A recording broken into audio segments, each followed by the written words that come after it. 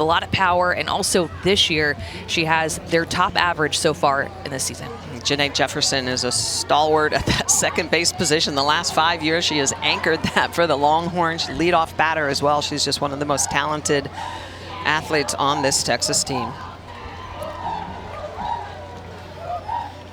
Texas, the quick turnaround after the 2-1 nail-biter loss to UCLA, and there is Haley Dolcini, the senior out of Ferndale, California. Haley 2-1 on the season. She took the loss against Auburn yesterday. And her 3 appearances so far on the year, approaching 20 innings of work. Leading off for the Knights, number 7. Denali Shawpacker is one to watch in the lineup. She will bat 5th.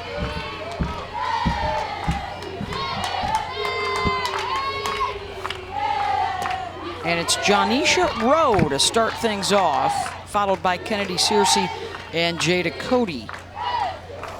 Knights are 1-3 so far in this tournament. They have a win over Texas Tech. It was the 200th for head coach Cindy Ball Malone.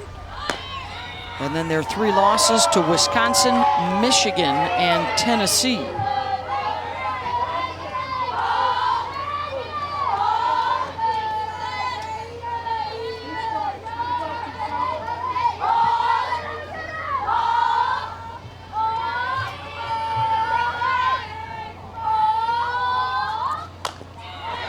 Jammed her 2-1. Dolcini throwing to Katie Simmons behind the plate tonight. Mary Iacopo moves over to first base defensively for Texas. Looking for Texas, you guys, to play with a little bit more energy. We saw them play earlier against UCLA, also yesterday. Rowe lays it down, and Mia Scott covers. And that's a player for Texas who can bring the energy on defense and also on the offensive side. Mia Scott, one of the best freshmen in the country. She's so quick, especially on bunt. She charges so hard, takes a good angle, throws on the run to Janae Jefferson. Bang, bang play to get that first out. It is a chilly night, by the way, here in Clearwater. The temperature has been dropping for a while now, down to 60 degrees and falling. Oh yeah, blanket weather. I like that blanket. I want that blanket. Oh, that's it. Is that the old Friends? Yeah. TV show? Oh yeah. There you go. Whatever it takes. Hoodies and blankies. Yeah. Or both. That's right. If need be. Kennedy Searcy, the sophomore from Jacksonville.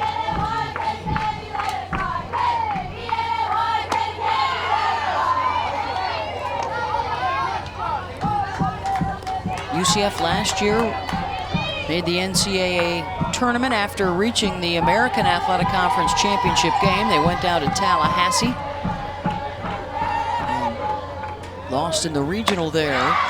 They did have wins last season against Arizona, Florida, and Auburn. So the Knights continue to improve under Cindy Ball Malone, now in her 4th season. And of course, they are getting ready to make the move here in the next few years to join the Big 12 Conference, just as Texas gets ready to make the move to the Southeastern.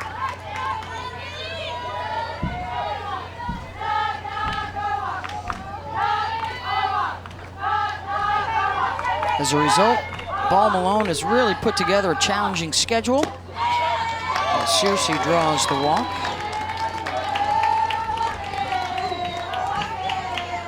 What to watch for here with Haley Dolcini, guys? Well, she's a strikeout pitcher. She has a lot of power at the top of the zone. She has a really good rise ball, but it's that true rotation that she's going to need to keep here on a chilly evening to make sure that ball stays up in the zone. She did give up a couple home runs earlier in this tournament, so I think it's going to be imperative that she hammers the corners and really makes that rise ball move at the top of the zone. Boy, and a good start too, right, Smitty? Those 2 home runs in the Auburn loss both came in the 1st inning. Yep. And, you know, again, probably a little bit of nerves and in a big tournament first start. Well, for both of these teams, this is really a must-win for this weekend and just for team morale and trying to figure out who you are. Bench running for the Knights, number 20, Katie Burge. Katie Burge comes on to pinch run for Searcy. Searcy can re-enter.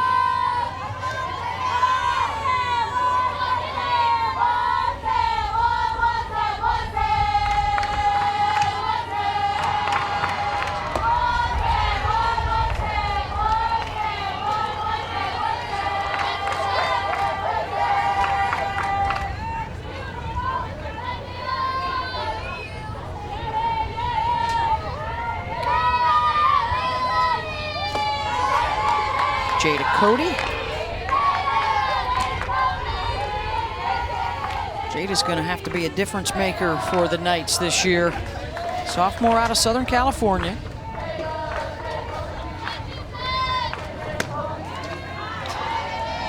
Haley Dolcini trying to find that screwball, whether it's a left-handed hitter or a right-handed hitter, trying to find that pitch and throw it consistently for a strike, trying to find the umpire's strike zone.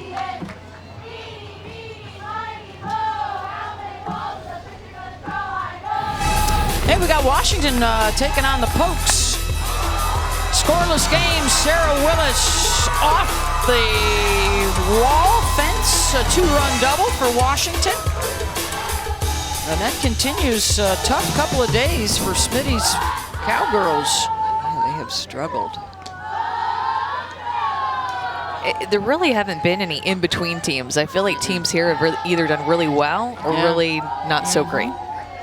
Washington being one of those former, they're 3-0, looking to go to 4-0 here in Clearwater.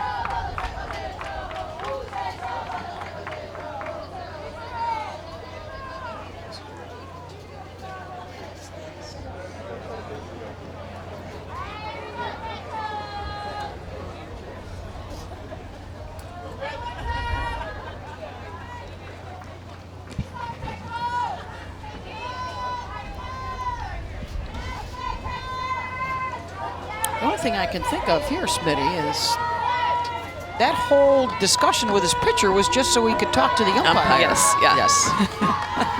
Yeah, that's exactly what happened.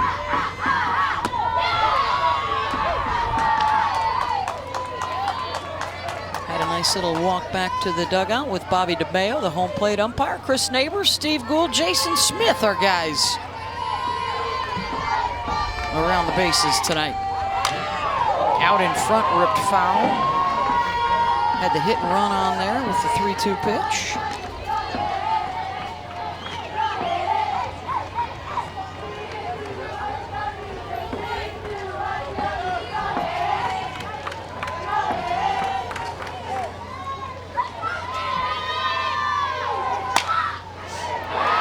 Laced through the left side and a base hit and 2 on with 1 out.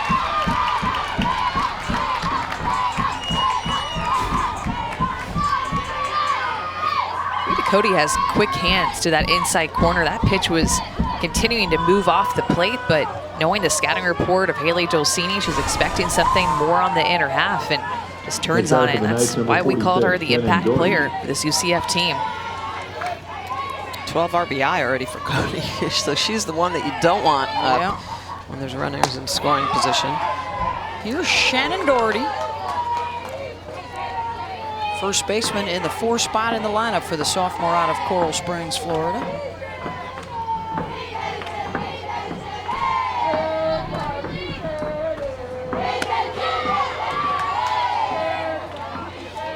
Talked about the power that Jada Cody had last season with her 12 home runs, but Shannon Doherty had 11 last season. A UCF team that can hit for power, has some good athletes, has some good speed, well-rounded offense. I think UCF is one of these mid-major teams, the JMU, you know, the type of team that can do a lot of damage.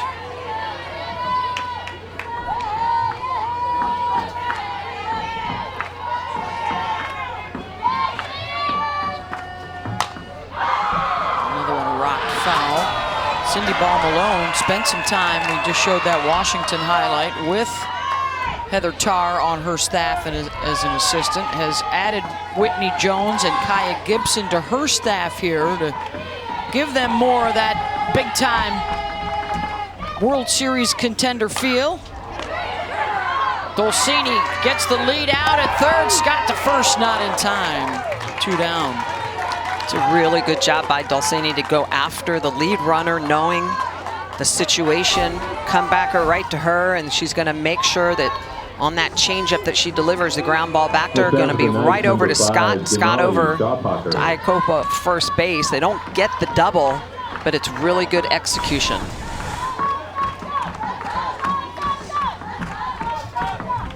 Two outs and a runner in scoring position for Denali Schaupacher.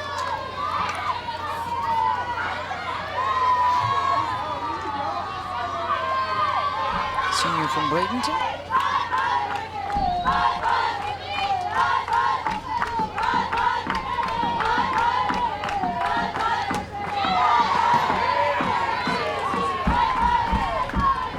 That was in for a strike, 1-1.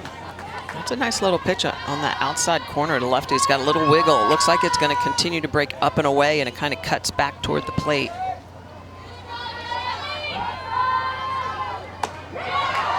And then comes back with the curveball, excuse me, the screwball. So she'll throw that little bit of a backdoor curve and then the screwball. Yeah, she's not going to overwhelm you, with her speed, 65 miles an hour on that last pitch, but she does have really good spin. Yeah. Get some good swings and misses.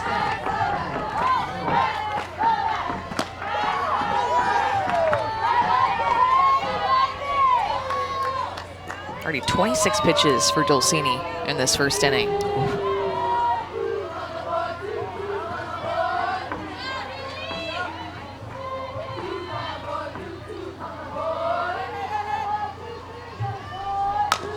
That's Molly Jacobson sitting next to Coach White, who was a transfer from Ole Miss that came into the program.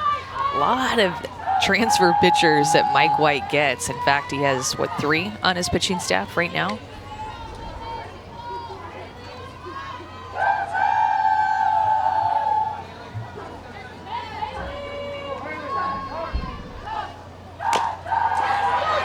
Right back to Dolcini. Got her at first. Side retired. Texas picking up the bats when we come back.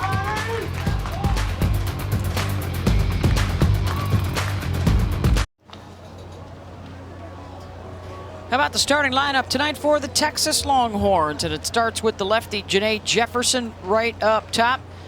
Trying to follow in the footsteps of last year's school record-setting team batting average, slugging percentage, and on-base percentage. They could really rake it last year, one of the best in the country. At about .342, their batting average. They're well below that to start out the early part of the season. They have already faced, let's see, today would be their 5th ranked opponent of this young season in their first 9 games. They'll face Caitlin Felton, the freshman out of Valrico, Florida. Her 3rd appearance.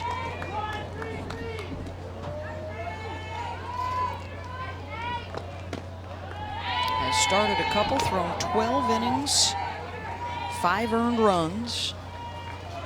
One of 5 different pitchers that UCF has already used early this season.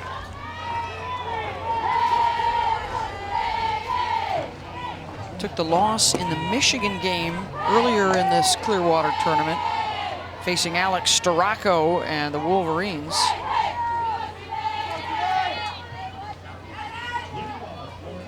And here is Janae, the senior from Humboldt, Texas.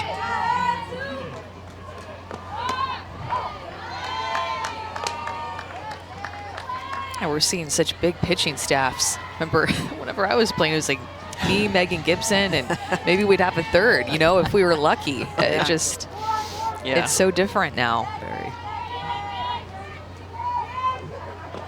Will it stay, or will we start to see it dissipate a little bit? So many of these rosters are still thick with 5th and even 6th year seniors that we see around the country that are still have their eligibility through the COVID pandemic. I think as long as the bats stay hot and the offenses are putting big numbers up, you're going to see a lot of arms in the pen. Well, and here we go again with the strike zone. 2 walks already. 33, Mary Iakopo. Yeah. 1 for each side. Felton is going to try to find the bottom of the strike zone with her drop ball. And Coach Sydney Ball Malone said that she's their best up and down pitcher, meaning that she likes to work more north and south. She's really good at tunneling her pitches. So she'll throw a little rise, a little down, and mix in that changeup too, which is very Mike White-esque, the pitching coach and head coach for Texas. Well, and to your point too, Beth, you know, a lot of it does have to do with the strike zone. The more you make pitchers bring that ball through the zone, it's gonna give the advantage to the hitters. We already have, you know, bats that are highly technological in the sense that they are, you know, they just jump that ball off of it, they trampoline the ball off of it. Polycore balls that continue to fly. Well, this is a good tip, too, an indicator. When both coaches have to go out for a conference in the first inning, I think, would you agree, pitchers and catchers aren't quite certain what the strike zone is for either side right now. Yeah. And I think Mike White's saying, go on, Cindy, go get them.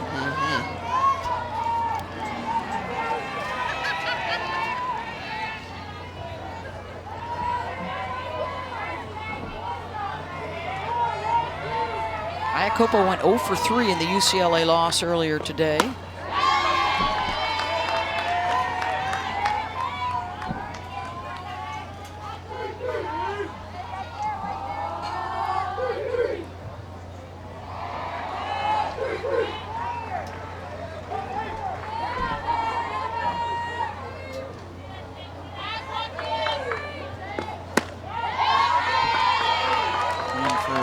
Well, and then Beth, you know, with smaller, tighter strike zones, then a pitcher has to come more on the plate in order to find the strike zone, in order to because you have to throw strikes. Your bottom line, if you are a pitcher, your #1 job is to throw strikes. It doesn't matter if you throw 48, it doesn't matter if you throw 70, you have to throw strikes and you have to find the strike zone. And Iacopo to get out of her zone there with a drop ball in the outside corner, just with 2 strikes protecting, but just seems to slow the game down to a pace that's just not fun to watch.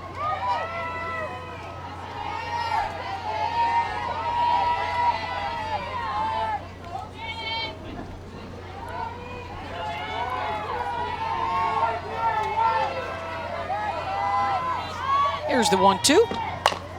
Chop that foul.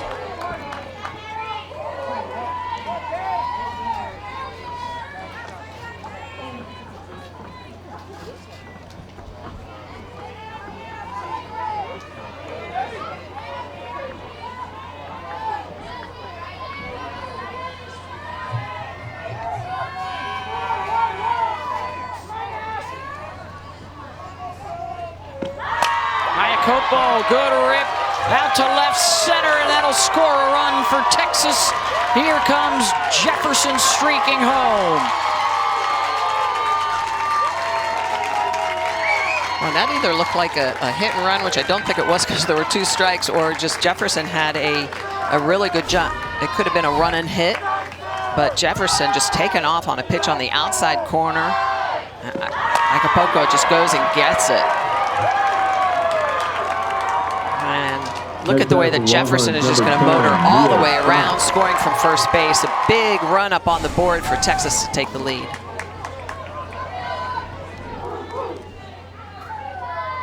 Second double of the year for Mary as she picks up the RBI. And 1-0 here for Mia Scott. Chance to pick up another. She drops down the bunt. It's a beaut. She is safe. Runners on the corners.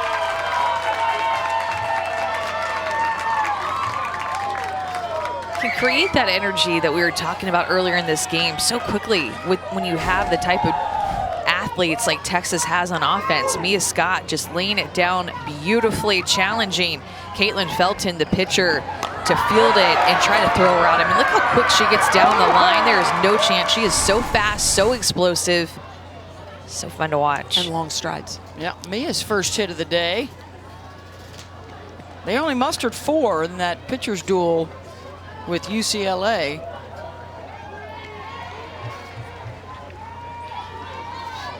And so they're hoping to get their hacks in here. The next batter for the Longhorns, number 9, Parker, Mackenzie Parker.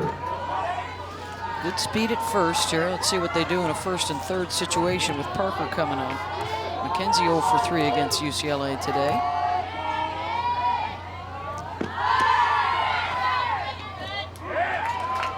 Uncontested. Down to second goes Scott. Let's give you the double box here with the Washington-Oklahoma State game. And that looks like bases loaded with Cowgirls right here. With one out in the bottom of the third, they're down a couple. Sarah Willis is the pitcher.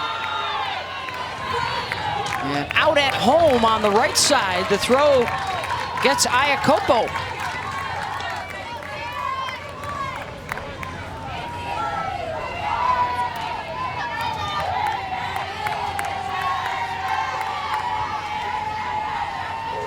Next batter for the Longhorns, number 15, Courtney Day.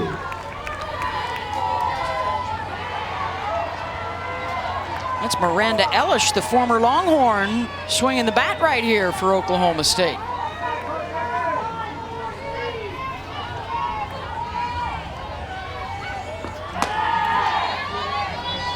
Throw down to second is cut off. Diving back in is Scott, safe at third.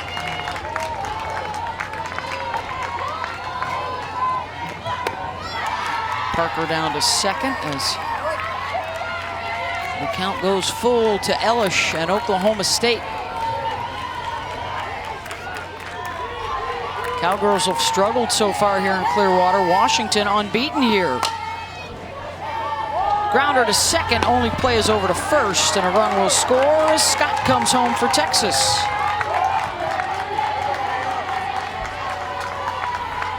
Next batter for the Longhorns, 0-0, Lauren Burke. Lauren Burke will come up for Texas. Ellish delivers, base hit out to left center. One run is in. Tying run is across for the Pokes. And a two-run single for Miranda evens it up in the third. Former Longhorn, Miranda Ellish there. It's a big hit for her. I'd like to see her get comfortable for Oklahoma State in the circle and at the plate. What's going on in the field next door? And here's Lauren Burke with one more RBI out there for Texas.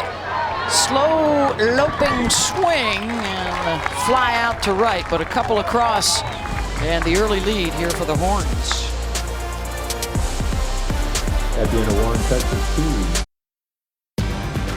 St. Pete Clearwater Elite Invitational, presented by Wilson, is brought to you by Visit St. Pete Clearwater, Florida, and Wilson Fast Pitch, leaders in softball innovation.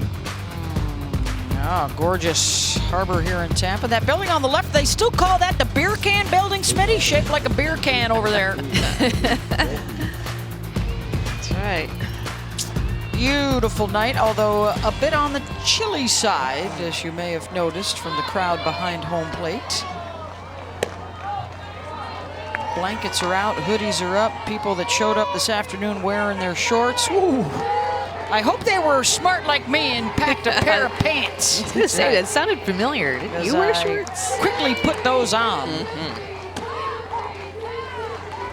Oh, it's funny because there's probably a lot of folks up north that are like, wow, 60 sounds great, you know, because it's 20 degrees up north. I used to live down here, and you're right, the first year I was here, 60-degree night. Oh, gosh. Shorts and a tank top. Yeah, but when it was 84 yesterday, 60 feels cold. Yes. So true. And humid. At least the humidity's gone. It's all relative, right? A couple of runs put up in the first for the Longhorns. Elise Volpe will get it going here in the second for UCF. 6, 7, and 8 due up to face Haley Dolcini.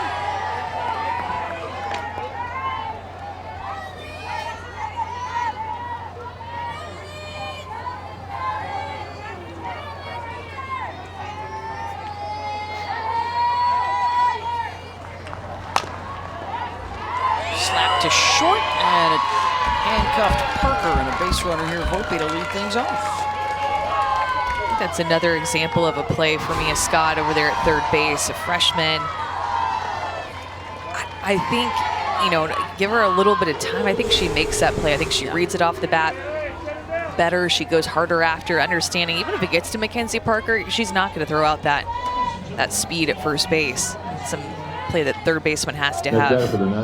Yeah, maybe even in her positioning, she learns to start maybe a half a step closer to the 5-6 hole and force the hitter to try to hit it between her and the bag.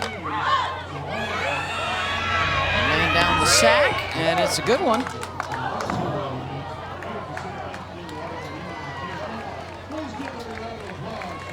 There's one thing about Cindy Ball Malone as a head coach. Her teams are always very skilled. She's going to make sure they know how to execute. Look at this perfect start in the back of the box, come up to the front so that they have a good angle, and she puts the bunt down. So Griffin with a really nice bunt to move her teammate into scoring position. Official score has changed it, by the way. The Volpe single now an E6 to lead off the inning. Gave Parker the error on that.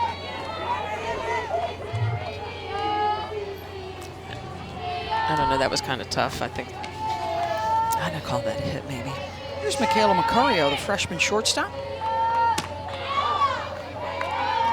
And you know, I think the other thing too, like the Sis Spates, the Bree Perez's, the shortstops that, you know, they go into the 5-6 hole. It's all angling, right? The same thing. Mia Scott's going to learn that as well. Again, it's just a freshman. It's those defensive moves and angles, so important.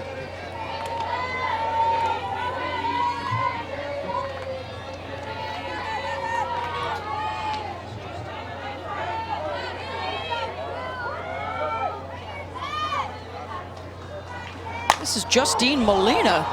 Gets a hold of one, sends that one high into the night, and it's dropped. Lauren Burke drops it out in left field. And the defensive struggles continue for Texas.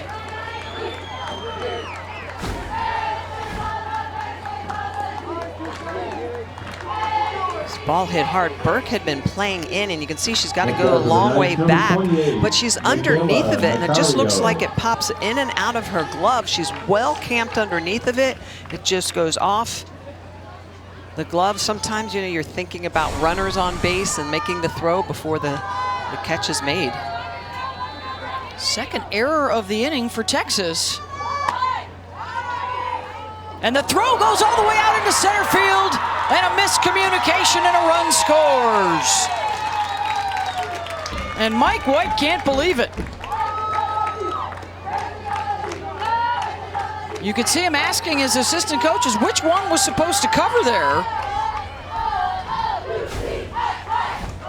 Yeah, freshman back behind the plate, and Simmons, Janae Jefferson as senior, and there was no communication between Parker and Jefferson to say, okay, we're going to cut this. Is Jefferson going to cut that throw, or are we going to let it go all the way through? Nobody knew what was going on. Well, and the throw almost hit the pitcher. You know, so Simmons coming up throwing, it didn't look like it was, didn't look like the catcher in the middles knew exactly who was going to be taking. Boy, for the second game in a row, Mike White has to try and light a fire under the Longhorns here. You just don't see them communicating. No. There's no energy on defense. You don't see that, and that communication piece is just so important, especially in a first and third play, Michelle. I mean, how many times were you at practice going over and over and over first and thirds? And you communicate it before the pitch, so Have to. everybody knows what they're doing and where they're going. I mean, that is just A 3-error inning, and now UCF a chance to tie it. Molina in scoring position for Macario. Let me tell you, UCF, hungry for a win. Got to play a challenging schedule. Every single game matters, and when you're right here against a team like Texas, the #9 team, you want to be able to stay in this game, continue to capitalize on their mistakes.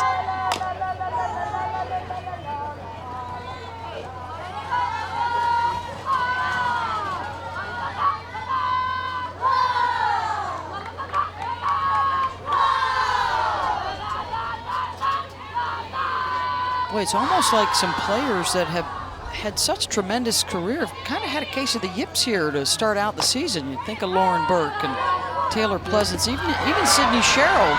And there's another miscue and a run will scoring. UCF has tied it up.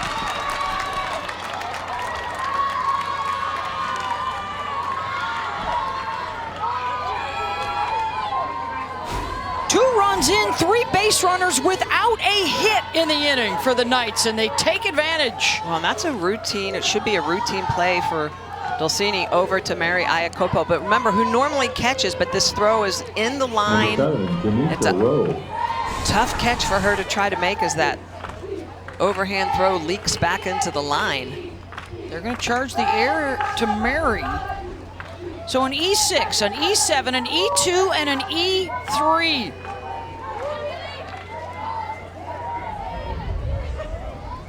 Four errors in the inning.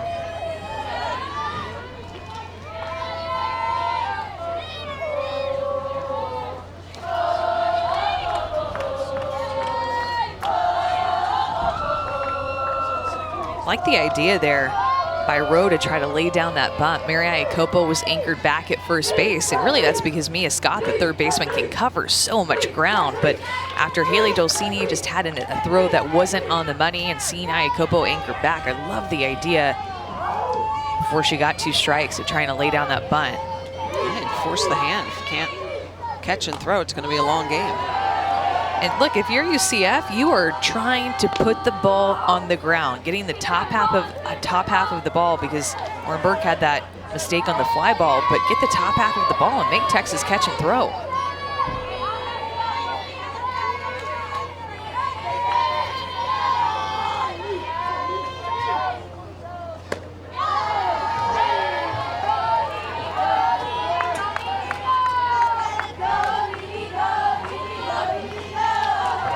Friday, 4 errors in their 2 games for Texas. Another error this afternoon against UCLA. And they are just mishandling and dropping softballs all over the diamond right now.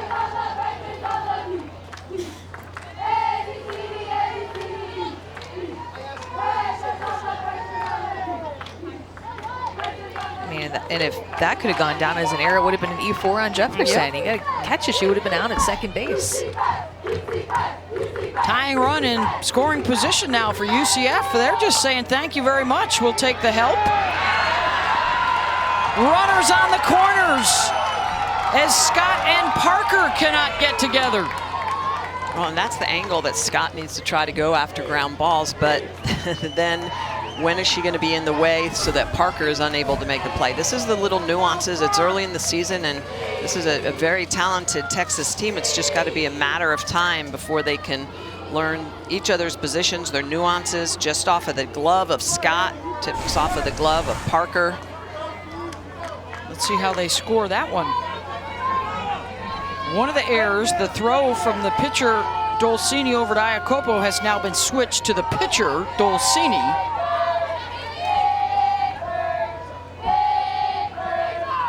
Here's Kennedy Searcy.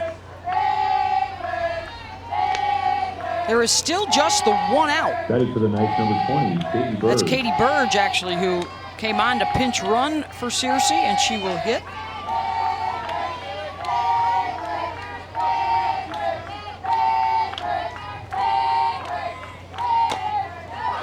Hit and run was on. That's a fair ball. And the out recorded at first. Rowe over to second, 2 down.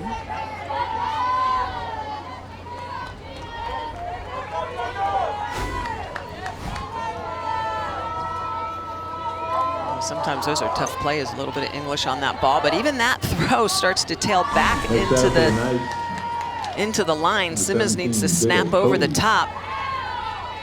Iacopo able to make the grab, but grounded to Jefferson, had to back up and fields it. And over to first. 5 errors in the inning and 2 runs on the board for UCF without a hit, even at 2. Softball fans, are you looking for the best coverage of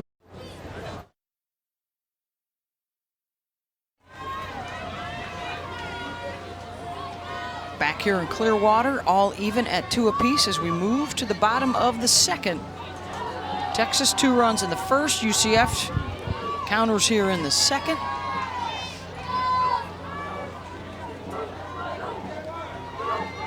Two runs on the board without a hit. There were 5 errors on the pitcher, the catcher, the shortstop, the third baseman, and the left fielder.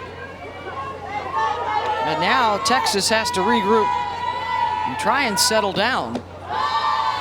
There appeared to be communication problems out there on the field, just lapses of concentration.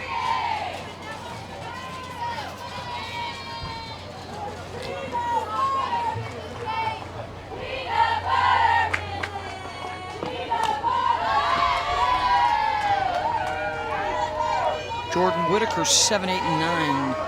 It's been a while, too, since Texas has had a strikeout pitcher. They're going to have pitchers who pitch more to contact, and that in itself puts more pressure on their defense. It's nice when they had Miranda Elish back in that 2020 season. She was the last more heavy strikeout pitcher they had.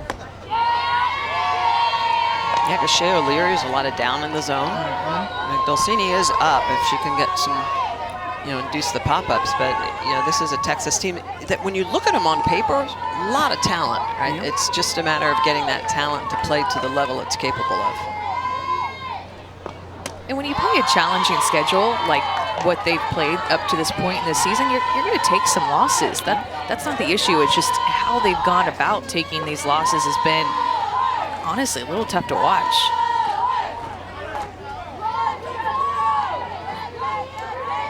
2-2 to Whitaker. It's a good swing.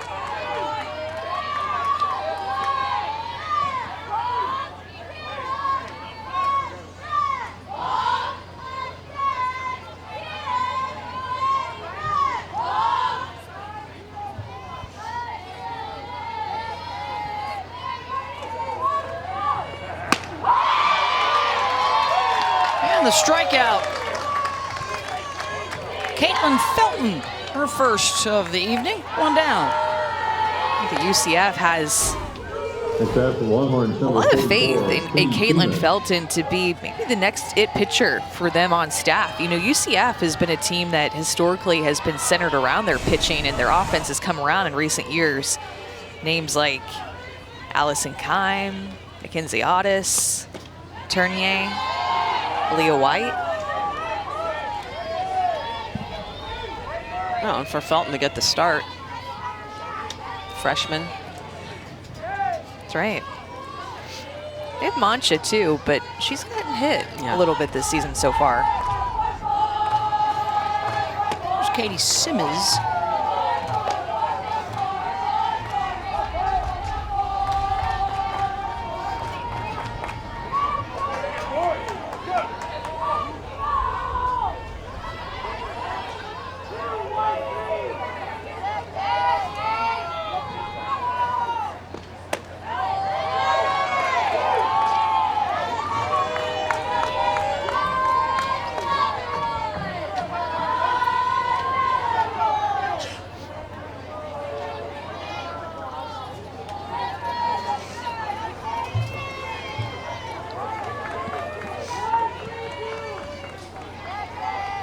Pitch.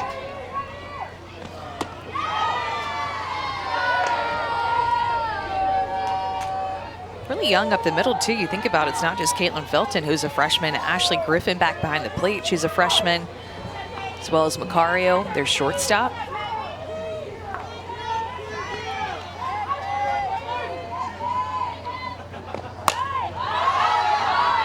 Infield pop. Griffin dropped it.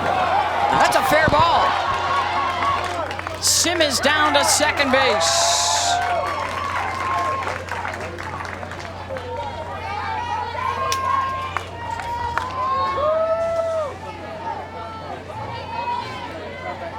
Next batter for the Longhorns, number 6, Stella Dayton. This ball skied well up. Griffin immediately comes out, but I'd like to see the third baseman, Cody, come in. I mean, she's one of the best players on the team. I think you have to call her off. Griffin is going to try to turn around. The ball's going to be running away from her. It might look like it's just an easy pop-up, but that is such a hard play for a catcher.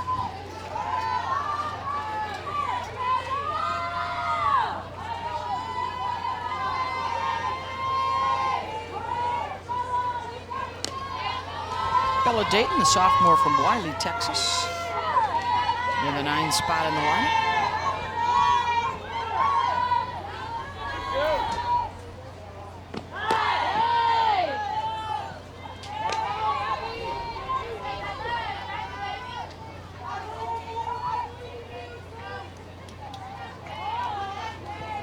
Go ahead run down at second base here for the Horns with a 1 out.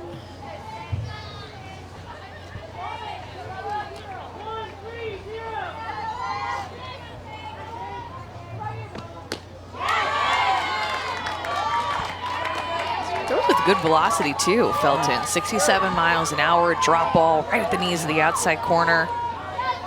Yeah, it's really good over the top, like 6 to 12 rotation. Thumb over the ball, makes it just dump down. And that's the best part of a drop ball. It doesn't have to be fancy. If you just really snap up with your thumb to target, just get it to dive down. Throw goes over to first to get the out. It looked like they might have had time at third, but didn't look that way. 2 down. And here comes the top of the order in Janae Jefferson. Next batter for the Longhorns, number 2, Janae Jefferson. Walked and scored in the first.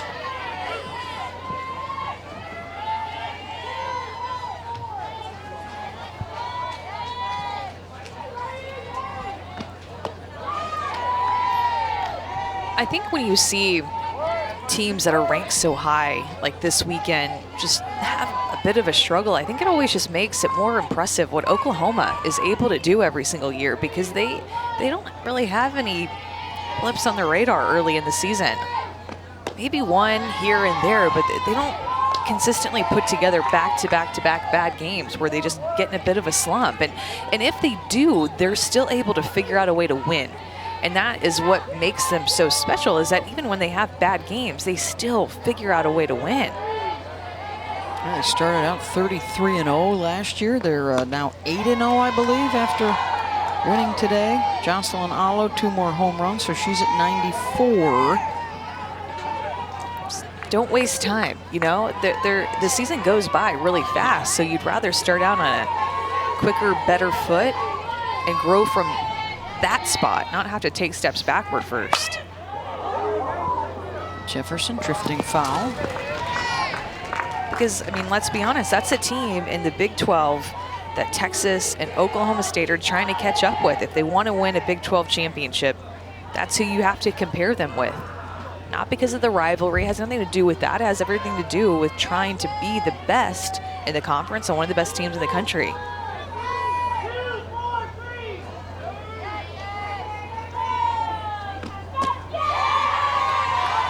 Scooped out of the dirt by Griffin.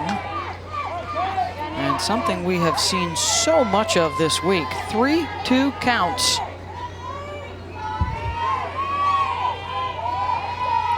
Do you think you might change your iPhone password to 3232? You love it so much. Jefferson walks for the second time. Such a good guy to take that pitch, but Michelle, every piece of me wants out. If I am in the circle, Cindy Ball Malone was asking Ashley Griffin, where was that? A little low, I guess. Yeah, I think he called it low. Mariah Copo now with a chance, 2 on. First and third, so Jefferson's probably going to scoot.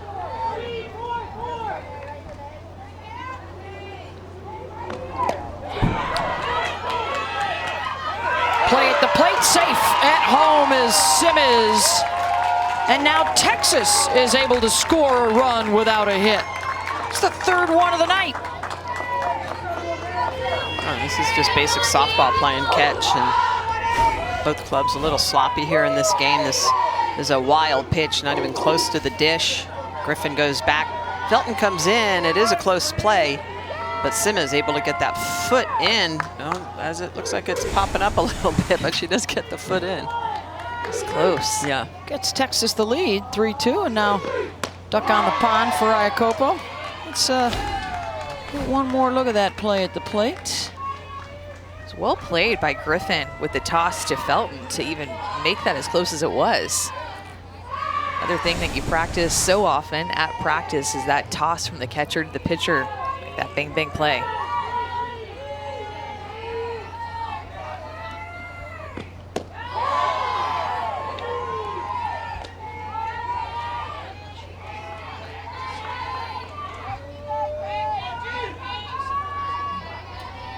Felton pitch count, 42 pitches here in just the bottom of the second inning, so.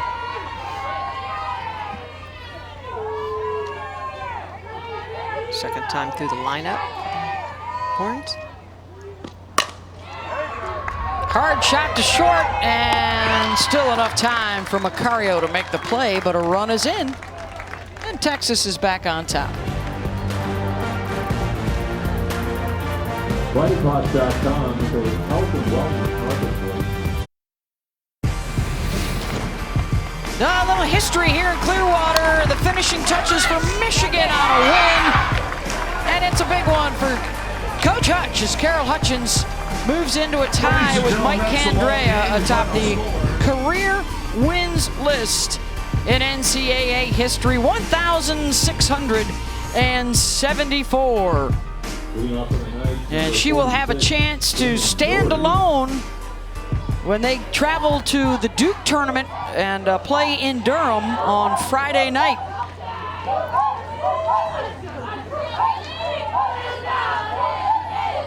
Mike Candrea retiring after a trip back to the Women's College World Series with Arizona last year.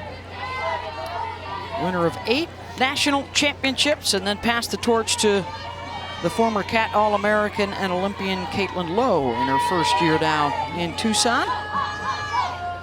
But what a job Hutch has done at Michigan, winners of the very first championship series 17 years ago, ladies. In 2005, they beat UCLA for the title. 3 games, too. Jenny Ritter, Sam Finley. Yeah, they lost game 1, so had there not been a championship series, they would not have won the championship. It used to be one and done, winner take all, until 2005, and now we, of course, love the best of 3. We played all 3 last year when Oklahoma beat Florida State. I remember watching that. Oh my gosh, you guys I was a freshman, so that was just after my first freshman year, right? I remember watching it all night with a couple of my teammates, and sometimes I can't. I get so sleepy. I miss some of the games. At the end of the game, I'd wake up in the morning. You get so sleepy. You're in high school, for crying out loud. No, that was in college. Oh, in college. Yeah. But still, that's even more so. I know. Yeah, All but those workouts. that was great. Oh, And then what? 3 years later, you were there yourself. Yeah. Making Smitty sleepy. Yeah. But Yeah, now that's that's a true. whole nother story. Texas A&M. That becomes big motivation, though, you know? 2008, right? 2007 and 2008. 2007, we were there. 2008. And unfortunately, we all remember you walking out there to your buddy Megan Gibson in the circle with your boot on. Oh, man. I hate walking in front of people, and that was just really awkward for me to make that walk. With the injury. Jefferson. Throw it at first, just not in time. Heck of a play to get to the ball.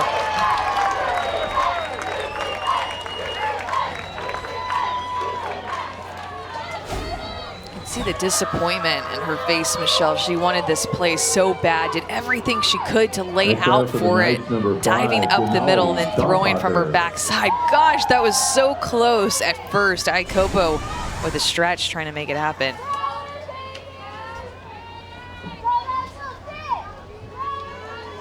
Yeah, your Aggies succumbed to that great Arizona State team. The That's Katies, Katie Burkhardt, Katie Cochran.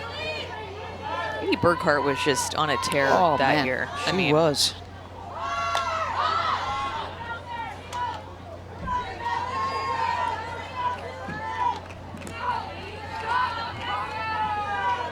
Denali Shawpacker. After the base hit for Shannon Doherty. Coach Paul Malone telling her, get down, get it on the dirt.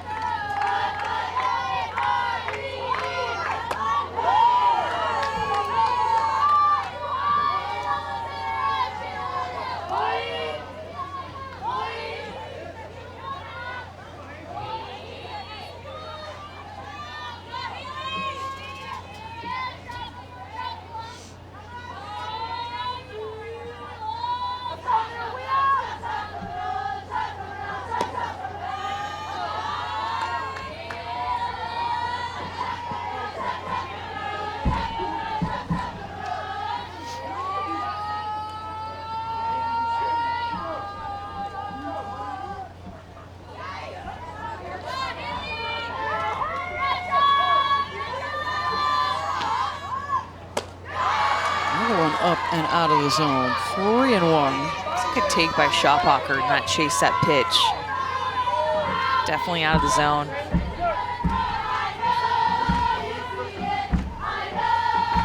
Pitch count already getting close to 60 here in the 3rd inning.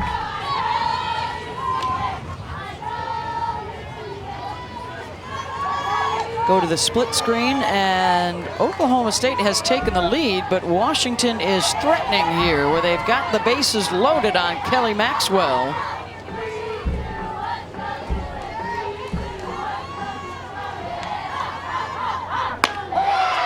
Called strike 3, 1 down. Dolcini, nice located pitch. Exactly what she needed. UCF trying to bunt, trying to move runners, and just locates this low rise ball. Looks like it had a rise ball back spin on it, but just really good locate on that outside corner. Picks up the strikeout. That's her first. Elise Volpe. I think Katie Simmons back behind the plate's working a little bit harder for Dolcini to get that screwball to these left-handed hitters. She's moving a little bit further out, getting around that pitch, trying to make it look a little bit better for the umpire, where they weren't getting that pitch called before. Slow roller, bounds up on Scott, but still able to get to Jefferson for the lead runner. 2 down.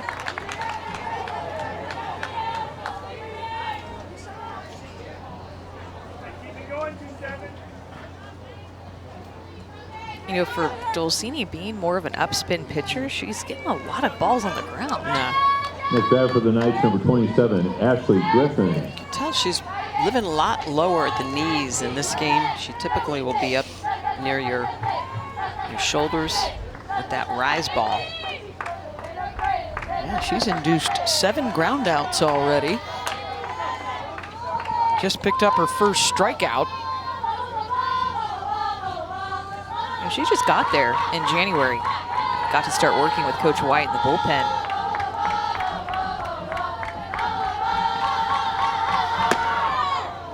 So, go ahead. Well, Coach White was saying that, you know, he's trying to tweak a little bit, but you can't do too much because, you know, you show up in January, as you said, Amanda, and you've really only got about 4 or 5 weeks of time together with your coach before you're in game time. It's like you don't want to mess with her head too much, right? Get too much in her head, working on things in the bullpen, and then it carries over the game. Big moment here in the Washington game, too. Yeah, that's Madison Husky at the plate. Bases loaded with Huskies. And Maxwell delivers. Oh, a punch out looking for the 2nd out. 9th strikeout for Kelly.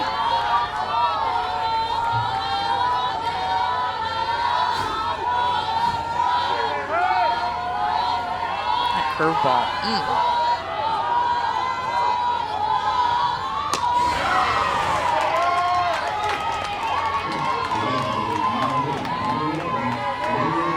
Dolcini on the right facing Griffin here.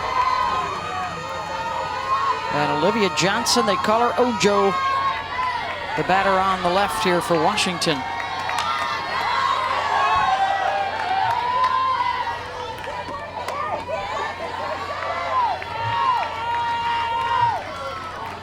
Good split screen action for you here at the St. Pete Clearwater Elite Invitational. Last couple of games at the night, got a full slate for you tomorrow starting at 9:30, and that is launched deep and gone! Ashley Griffin, 2-run shot, and UCF is back on top.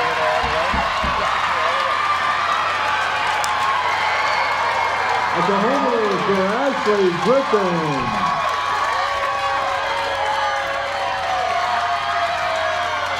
Her first home run, you guys, as a Knight. The freshman only had 1 hit on the season until this pitch right here, expecting inside corner, stepping out a little bit toward third base to get her barrel to that pitch, and that was sky high, got lost in the black of the sky, and UCF takes the lead. Made that mistake in the half inning prior, dropped that ball, and then doesn't let it affect her, gets in that box and just takes her hacks. Gotta love that for the freshman.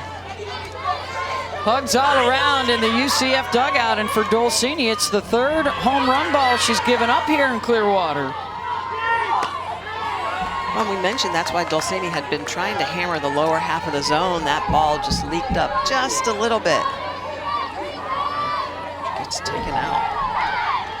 After scoring 2 runs in the second inning without a hit, they've scored 2 here the good old-fashioned way. You know, this is a UCF team that recently has beaten ranked teams. They beat Arizona, they beat Florida last year. They know how to go up against a highly ranked team and not be intimidated, not back down.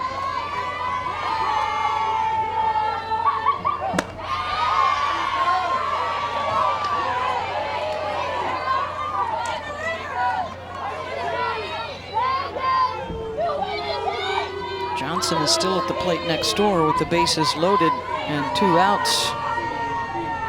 Washington down a run to Oklahoma State. There's another deep ball. Back it goes to the track and bounces off the wall. Molina with the double. And they're tagging Dolcini here back to back. I'm not seeing enough change of speed or just anything to keep UCF off balance. This pitch is not that bad located, but it's the adjustment. She steps in the bucket. They're looking for that inside corner, splitting the plate. She knocks it out to the track. A lot of emotion for this UCF team.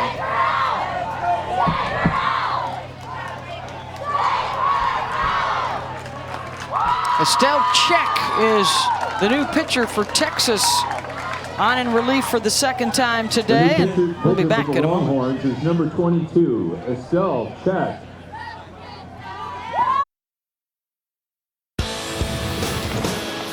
Let's get you an update on Wisconsin and Clemson. Tie game in the 8th, and it's tied no more.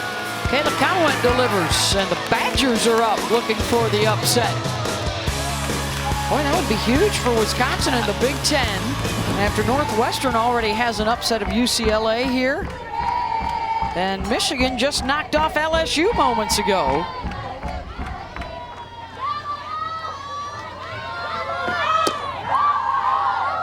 So the new pitcher here is Estelle Check to face the 9-hitter Michaela Macario. A 2-run home run by Ashley Griffin, and then Justine Molina followed up with a hard hit double to the base of the fence. Estelle Check did a good job coming in against UCLA, shutting down a threat. Coach White likes to call her a middle reliever or a closer. Looks like she's middle relief in this game after trying to close last game. Coming in early too. Saw Sophia Simpson go run to the bullpen and start pitching again. This could be a 3-4 pitcher type deal for Texas.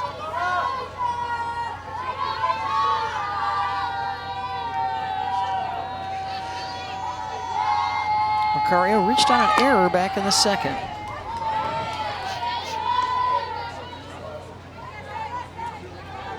One of 5 errors on the night for the Texas defense.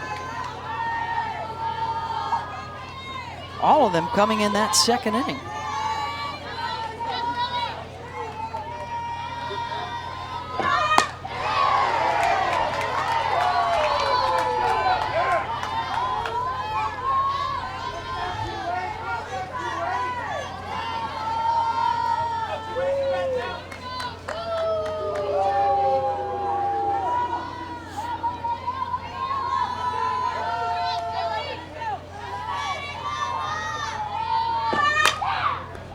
Slow roll to Jefferson, the bobble, still has the time to make the play to first.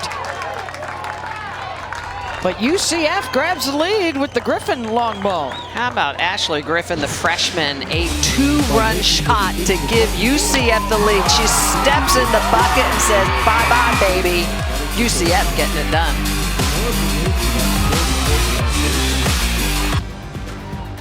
Check out our upcoming schedule, brought to you by Wilson. We get underway a little earlier tomorrow, the final day of the tournament, 9 a.m. for LSU and Texas Tech on the SEC Network.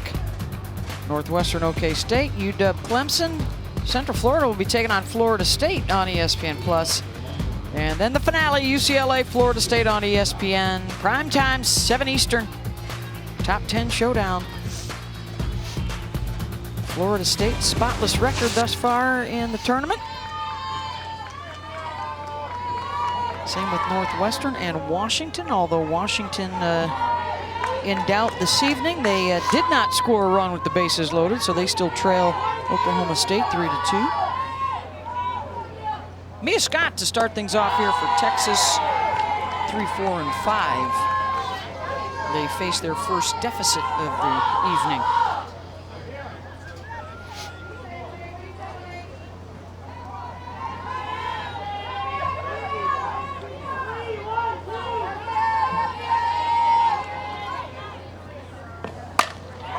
There's a hard hit ball for Mia, and it gets by, and Mia's gonna try for 3 and maybe more. Scott headed for third. They're gonna wave her in. Mia Scott headed to the plate. The throw is high, and the tag is there, and she's out at home. Terrific relaying.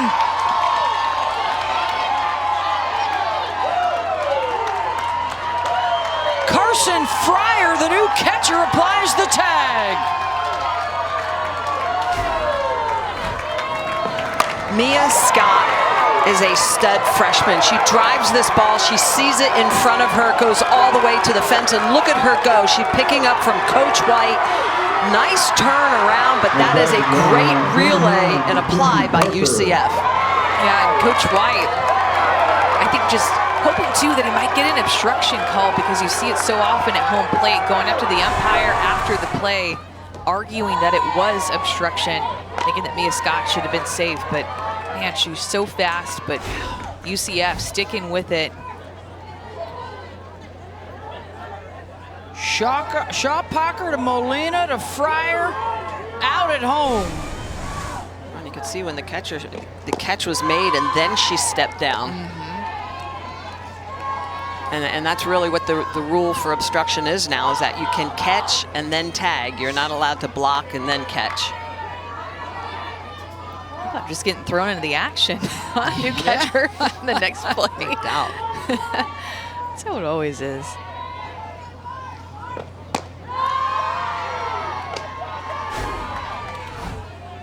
That throw home was on the money, and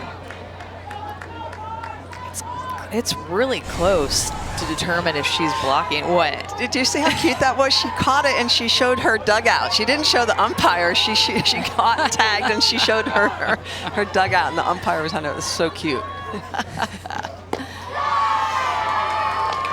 Another freshman back behind the plate too for UCF, getting thrown in the action. Walk to Mackenzie Parker.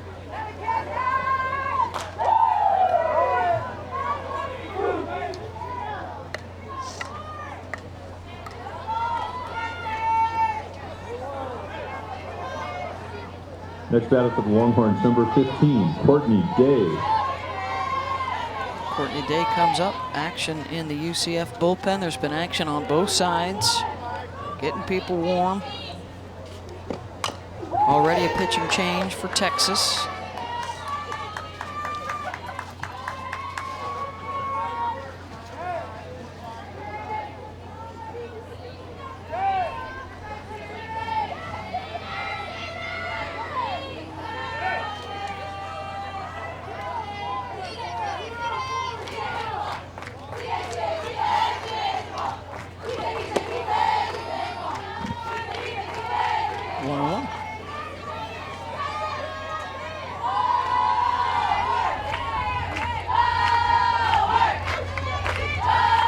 Rosy cheeks after that run around the bases, huh? Trying to catch her breath.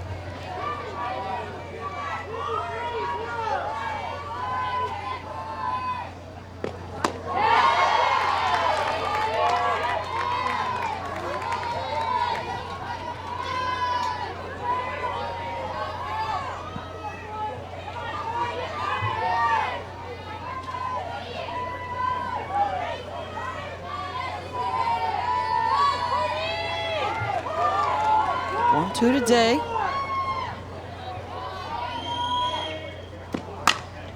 To short. Everybody's going to be safe. Macario couldn't handle it.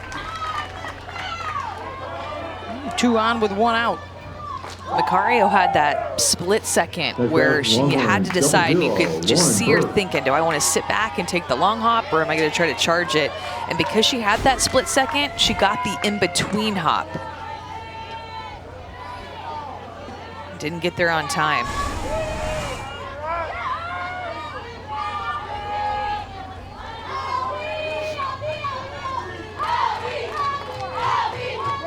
Tying run at second, go ahead at first here for Texas, and Lauren Burke slices that the opposite way.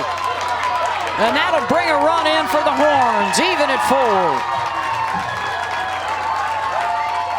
That is a nice piece of hitting by Lauren Burke, driving that ball the opposite way. Runners in scoring position, and Burke nice and quiet, front foot down, head down, really good angle and approach, attack to the ball. Shoots it through that 5-6 hole. Nice dive by Volpe out in left field. If that gets into the corner, forget it, couple runs score on that.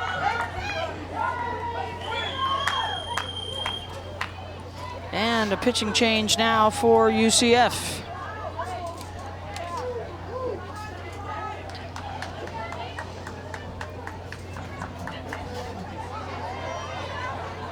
Is it going to be Gianna Mancha?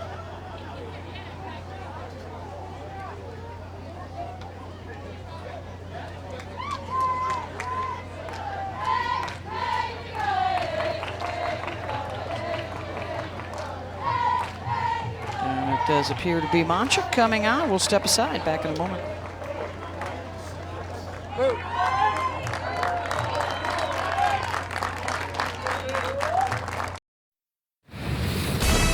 How about an update for Wisconsin and Clemson? And look at this. The Badgers, Maddie Schwartz gets the win, records the final out. And that is 2 ranked wins here in Clearwater as the struggles continue for Clemson. Badgers get a good night's sleep tonight and get ready for UCLA tomorrow. I think my biggest surprises, definitely Wisconsin and Northwestern, how well they're doing here. Because I think a lot of people had questions based on the fact that the Big Ten didn't play anybody out of conference last year. I think we've got a switch at catcher as well, and a new pinch runner out at second base as Gianna Mancha comes in to throw. Number 5, Jordan Whitaker. And Jordan Whitaker will step in with a couple Longhorns on base in a tie game. Juliana Wilson is the new catcher.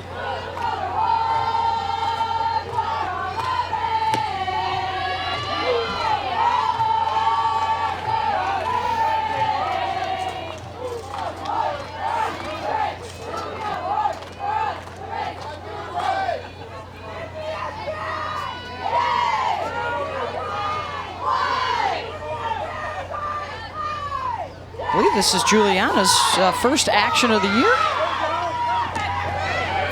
Runners will advance. I think actually, no, that is Jada Cody moved from third base to back Jada behind Cody the has plate. come back in here.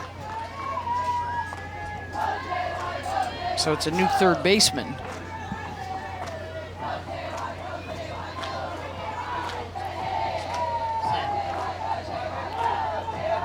And that's the old catcher, Ashley Griffin.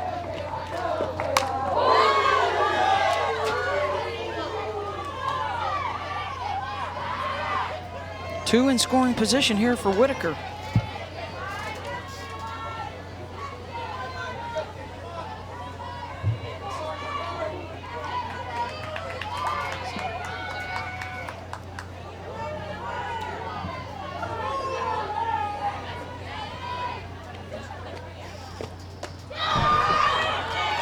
Cody flips it back to the pitcher, out at home. Two Longhorns thrown out at the plate this inning. Cody so quick to get back to that ball, and Mancha with the good coverage. On the ball off of her glove, it hits and comes right back to her off the netting. But I love the way that Mancha plays this perfectly. Look at the way she's going to open up, tag. She keeps her feet out of the way and puts her glove on the shoe. of the slide coming in. So I love the fact that she keeps her feet out of the way so she doesn't have to worry about getting spiked. And that was the pinch runner, Gilbert, that got tagged out. Every time we get a new catcher back behind the plate, we have a play at the plate. Really. Lauren Burke with the RBI single here to tie it in the bottom of the third. And 2 horns out at the plate. Well, and I think that the first one, Scott, I'm sure Coach wishes he had back. You don't want to make the first out at home plate. Infield pop-up. More trouble. Cody can't handle it. It's a fair ball, and Burke scores. 2 dropped pop-ups by 2 different night catchers.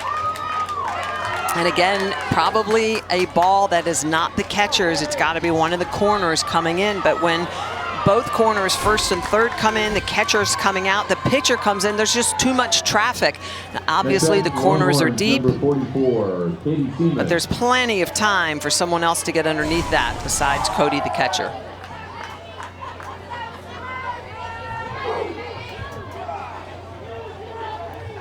Big break that's the 4th run scored for both these teams due to errors. Yeah, that's a big break for Texas to go ahead here 5-4. Yeah, and Ashley Griffin, like you said, Michelle, was playing back behind third base. We would have liked to see the first baseman, Shannon Doherty, then take charge, take priority in that situation.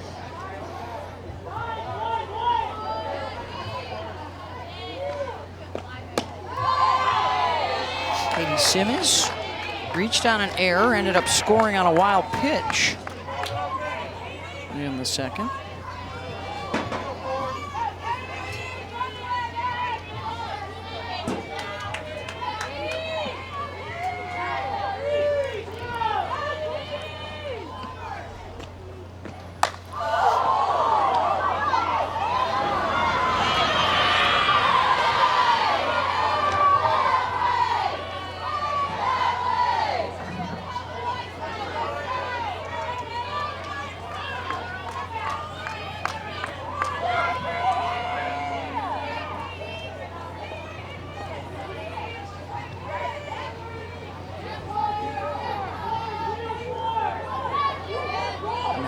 Runs with 4 different pitchers already, and Simmons straight away.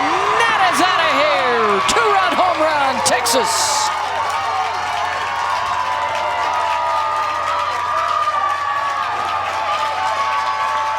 Home run, Katie Simmons. First of her career. And it's a 4-run inning. How about these freshman catchers getting all into the ball? 2-run shot.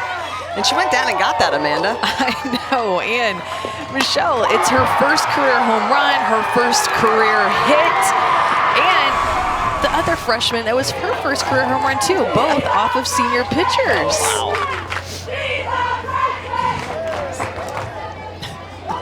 Next batter for the Longhorns. 7-4 Longhorns. Bella Dayton, the number 9 hitter. We've had scoring in every half inning except for one, by the way. Yeah, it's been action-packed. I feel like it's been 7 innings, kind of smashed into the first 3 innings. Smashed. Smashed. First smashed reference of the season from Schmitte. She likes to spell it, throwing an extra H there in front of the M. Smashed. It's kind of like schmammered.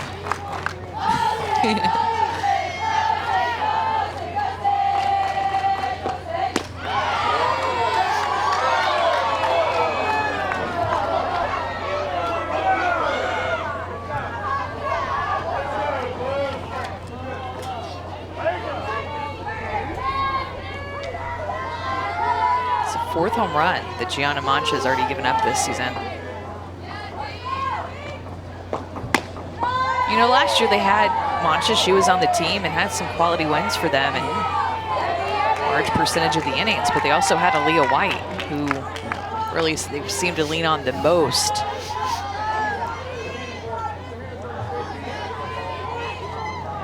Yeah, you mentioned it. They had some big wins last year. Beat Florida, I believe, at Florida. I think, or was it at UCF. maybe at UCF? But nonetheless, I mean, picked up some big wins for the program.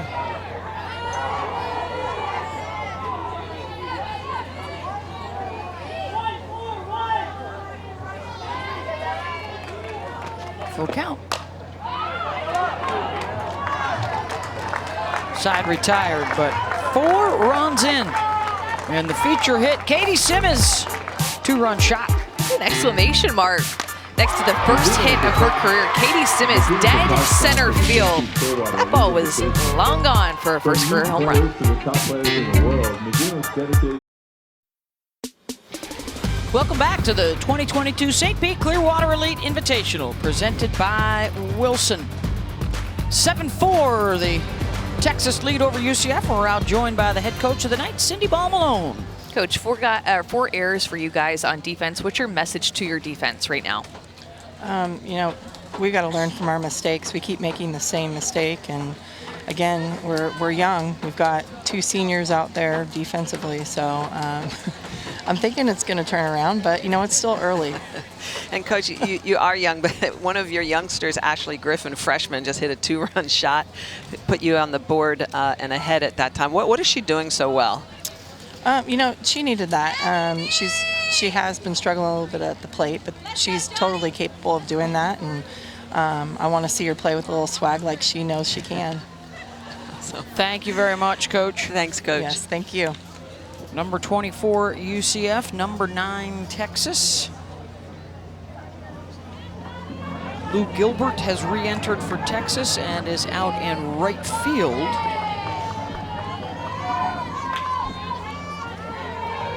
Estelle Check is back out there in the circle.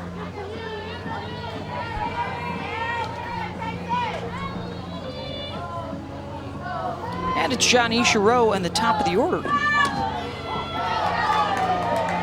Grounded out in the first, reached on an error in the second. Already coming up for the 3rd time here in the 4th inning.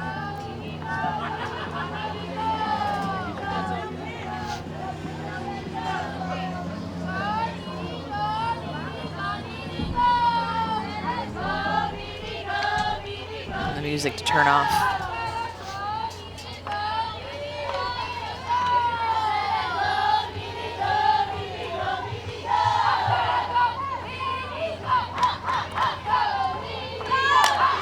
Rowe rips one through the right side. She's on for the 2nd time tonight. Rowe just crossing over and taking a pitch. She's almost at front of the box. I mean, really good footwork. Catching that ball well out in front of home plate. Just driving it into right field. Carson Fryer, who came on Number 35, Carson Fryer. to play some defense, will stay in the lineup here and bat second.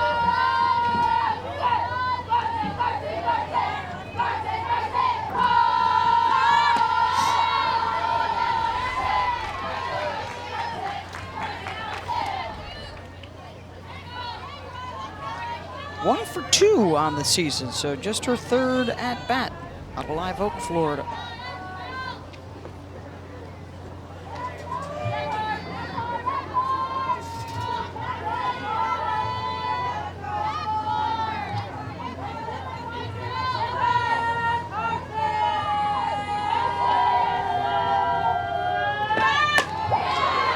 Looks like Oklahoma State has added a run to their lead now, 4-2 in the 6th over Washington. Michelle Estelle Check will throw that curveball on both sides, and we've seen her throw a great changeup. What Coach White was looking for her to do a little bit more was work more up and more down in the zone. Rowe to second. And I feel like on, you know, a couple of her curveballs that she's thrown, or maybe it is a low rise, but it's had some up movement to it where she's gotten some swings and misses today. I think that's a good sign for Check. Yeah, she's got that great rotation. And I've seen some pitchers actually throw through their spin here. It's early in the season. And I love that pitch. At 64 miles an hour rise ball, that's where you're going to get your most effective movement with the rise ball, 64 to 66 miles an hour, because you have to spin it the certain way, and you can just see the tight rotation. You can actually see the ball spinning, the late sharp movement. Nice pickup. It's a good pitch right there.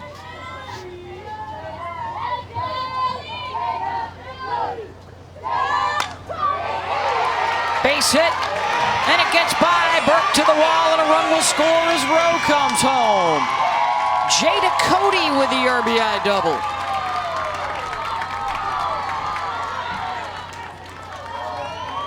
Jada Cody has hit the ball really hard in this game. Again, she was our impact player. She's able to sit back on this changeup, loads up into her backside, but recognizes it early enough to keep her hands back. Her legs had already kind of committed, but not too much to where she was still able to drive her hands and drive that ball hard past Lauren Burke for another run on the board. Second hit of the night for Jada, and here's Shannon Doherty, who singled her last time up.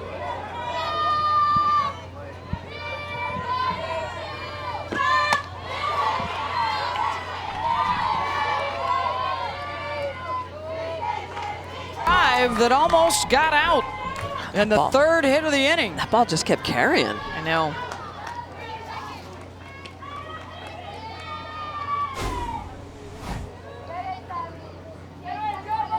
The angle that comes off just looks like it's going to be a routine ball to right field, and it just goes all the way down the line. It hits just inside the foul line. Lou Gilbert, and third, out there, trying to pick it up and get the throw in, but you're right, UCF only able to advance to second and third on that big hit. Yeah, Jada Cody was standing at second base. It's always, I feel like the hardest base to run at is second base, because there's so many different things that can go on. It depends on where the fly ball is pulling the outfielders, you're reading the defense, you're just understanding if you'd be able to tag or if you'd be able to score on a play if it dropped. And for that, I'd like to have seen Jada Cody get off of second base, understanding that was going to be really a difficult play for the right fielder, Gilbert, to play. Even if she would have caught it, she would have been able to go back and tag and still get to third.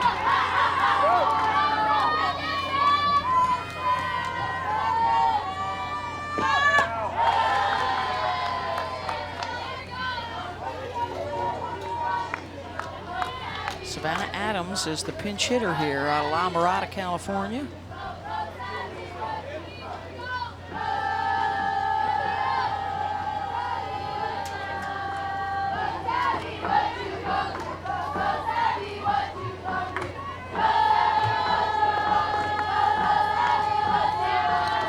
Tying run at the plate for the Knights.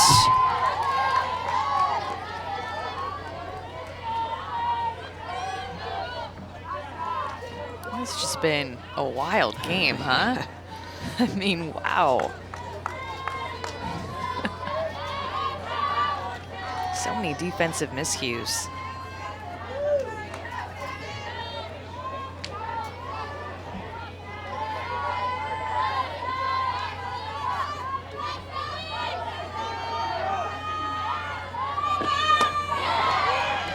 Got the corner, 1-2.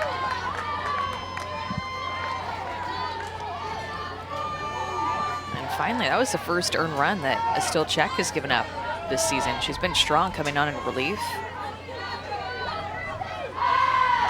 UCF can swing it. I mean, they are just taking their hacks. Yep.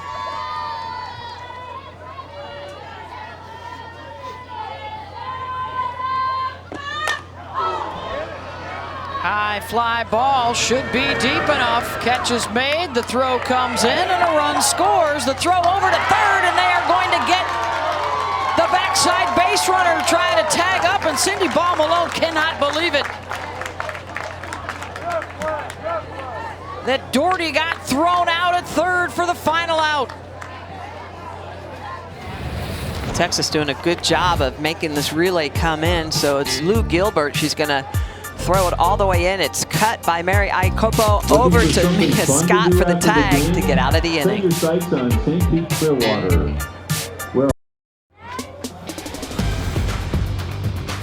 Welcome back to the 2022 St. Pete Clearwater Elite Invitational, presented by Wilson. We got something going on here tonight. Bottom of the fourth, 7-6 Texas and UCF. We are now joined by the Longhorns head coach, Mike White. And Coach, what's the message to your offense? You put up 7 runs so far in this game. Keep scoring. The way this game's going, you know. So, it was a great ball game. It was a feast of mistakes from both teams here a little bit, but we're hitting the ball pretty hard, and I've made a couple of blues. So, Coach Katie Simez hit her first career home run. How have you seen her progress in the few at bats that she's gotten? yeah, she's with her it's all about timing. You know, sometimes she gets too far out in front, keeps pulling it, but that time she took it straight to center, so right on time. So that was good. All right, thank you very much, Mike. Hey, hook 'em. Thanks. Thanks.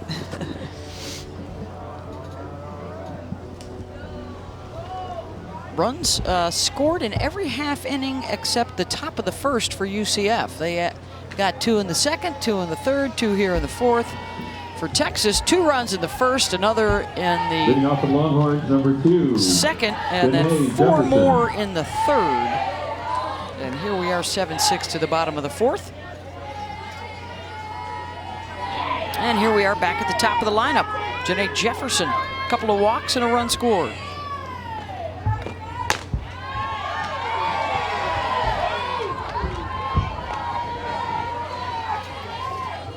This will be her first look at Mancha, who came in relief in the last inning.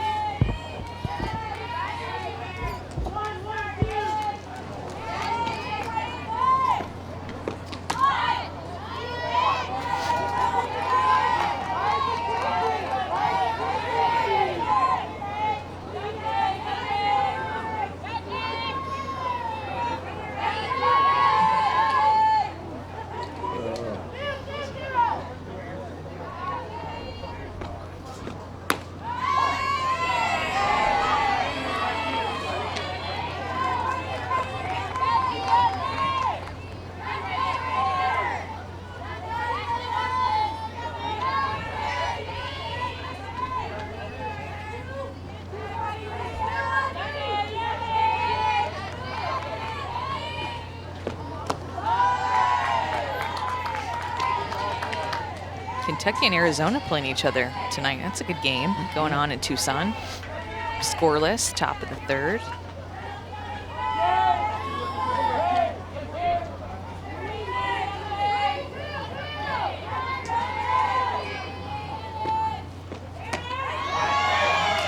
I always love this time of the year, you know, opening couple weeks where you've got all the conferences playing each other and everyone's just trying to figure their teams out. And you do it really fast, too, playing 5-6 games in a week, right? Exactly. So much activity in Florida and Arizona. Janae Jefferson, a gapper. She'll head for 2. And she'll hold there.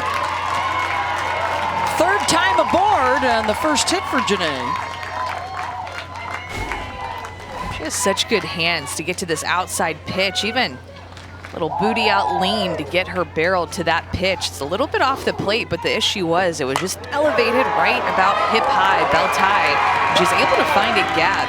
Janae Jefferson showed a little bit of power with a few home runs last season, but always looking for extra bases with her speed.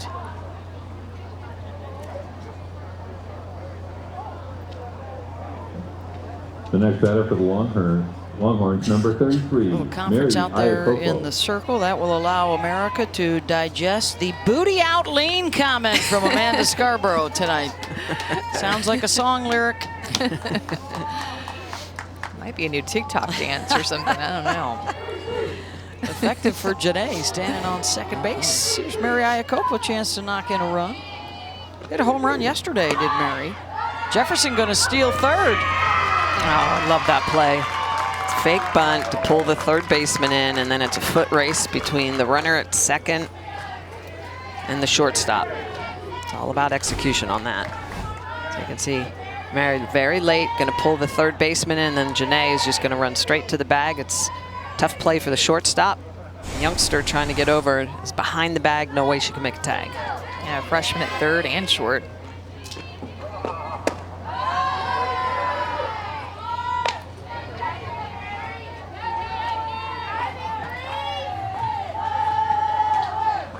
Mary drove in a run with the double back in that first inning, and they put a couple up.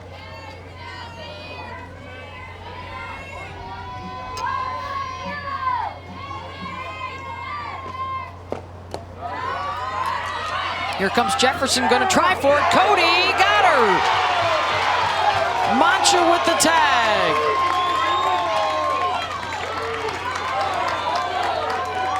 That's the third Longhorn thrown out at home plate tonight.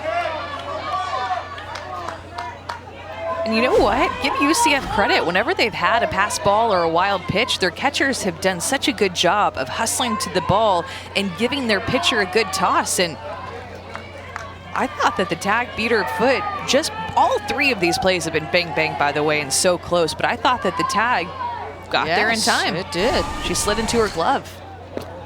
And a couple of things on that play. I don't think the ball got far enough away from the catcher, one. And two, I don't think that Jefferson had a good jump off the base. So I know you want to come home, but if you don't see that ball get far enough away, you got to retreat and go back. Next batter for the Longhorns, And to me, she just, look at how tight she is. See, she is basically 60 feet away. It's not like she had a long jump because the third baseman is deep. So that's a really tough play to go on and expect to score. And you have to think about, too, with where you're at in your order, if you're willing to take that chance or not. You have to know pretty much 100% that you're going to make it. You're at the top of your order. Coming up here, and all of these plays, they've been hitting the UCF pitchers. Yeah. So, and I know you want to get creative and put pressure on them, but maybe a little patience to let your players knock you in. 2 of the 3 are first outs at home. Yeah. Yes. They always kind of say it's kind of like the unspoken rules. It's a cardinal sin to make that first out in an inning at home plate. And that has happened in the last 2 innings now.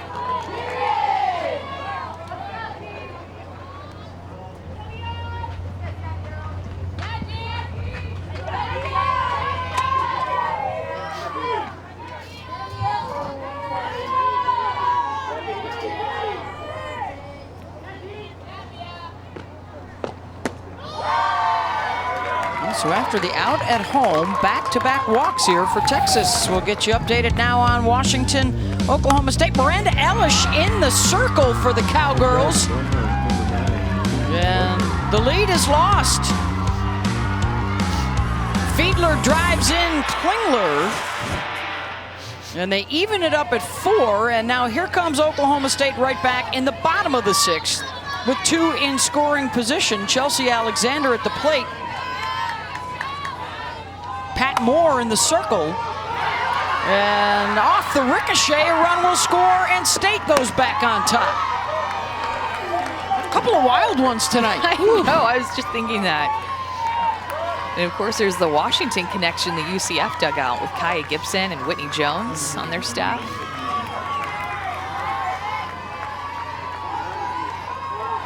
They are 3 outs away from handing Washington their first loss of the season.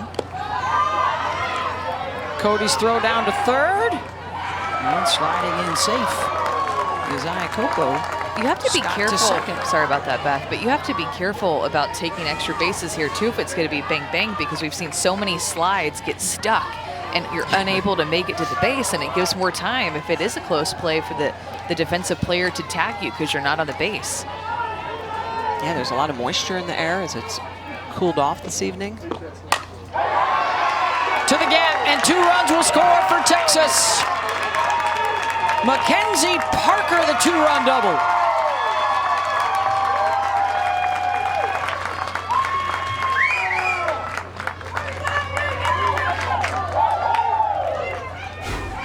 Well, that's what Parker's needed in that 4 spot. She's going to get it picked. She just gets around, loops it into right field, gets that front foot down. It's not a powerful swing, but she just catches up with the ball and puts it in the outfield. The junior, 320 batting average coming in, picks up a couple of extra RBIs, her 3rd double of the season, her 5th and 6th RBI as well. 3rd extra base hit off of Mancha, and she will depart. And it will be the 3rd UCF pitcher when we come back.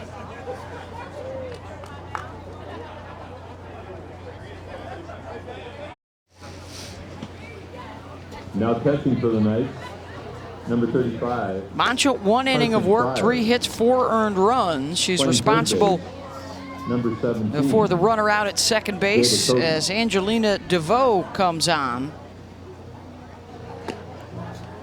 Sophomore out of Carson, California. And they will make a catcher 3rd base swap as well. They will go back to Carson Fryer behind the plate and Jada Cody at 3rd. Oh, my scorecard. Yeah, a lot of erasing going on. So we know a play at the plate's coming right now. Exactly. This is what happened the last time Fryer stepped behind the dish. And now is Texas, what's Texas got going on? They're talking over in front of their dugout. That's Shea O'Leary getting loose out in the pen? It is. Let's see, do they go to a pinch hitter here? There's Burke in the on deck circle. There's Courtney Day getting ready to go. Is it a new runner? No, it's not. We're all good.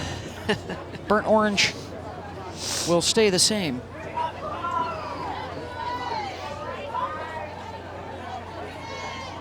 Next at us, the Longhorns, number 15, Courtney Day.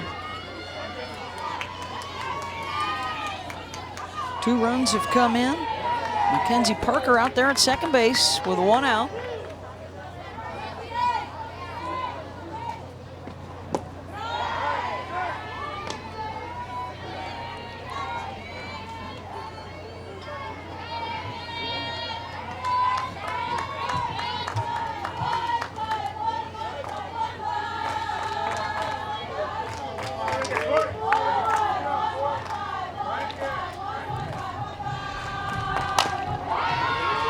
We really have had scoring in every single half inning except for the top of the 1st. Yes. And multiple runs. Yep. Crooked numbers, lots of them.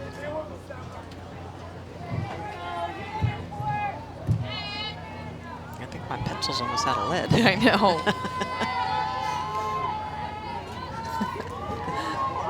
The things that make me chuckle. Here's the 1-1 pitch. Knocked down to 3rd by Cody, over to 1st. 2 down. Good play by Cody to knock that ball down, and just when she knocked it down, it was right there in front of her, and she's able to look the runner back to second base and make that throw. Gets ping-ponged around everywhere on the field. 3rd base, back behind the plate, put her anywhere. Burke, the RBI single back in the 3rd.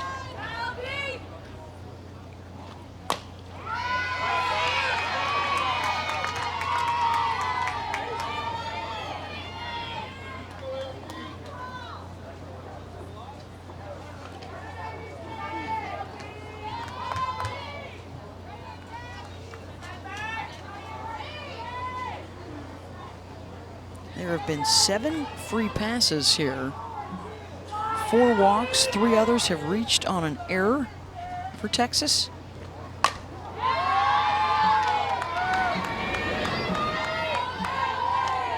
It's almost another rep around the batting order. You talked about it yesterday, Smitty. Instead of getting 2 or 3 at-bats, people are getting 4 or 5 at-bats now with all the freebies. Yeah, it's crazy that we've seen this week. I remember I used to get out and be like, dang it, I have to wait so long for my next at bat. And now it's like, okay, well, don't worry, next I inning. can get out. Yeah, I'll get next inning. I'll get another shot at it. Exactly. Gosh, I remember, yeah, you get out in the 4th inning, you're like, I might not get another at bat.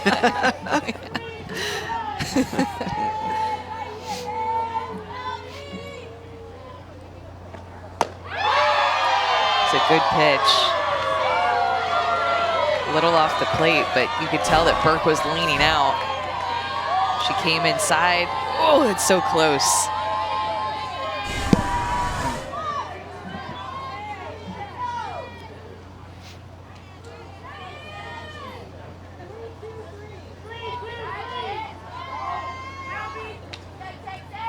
Two pitch.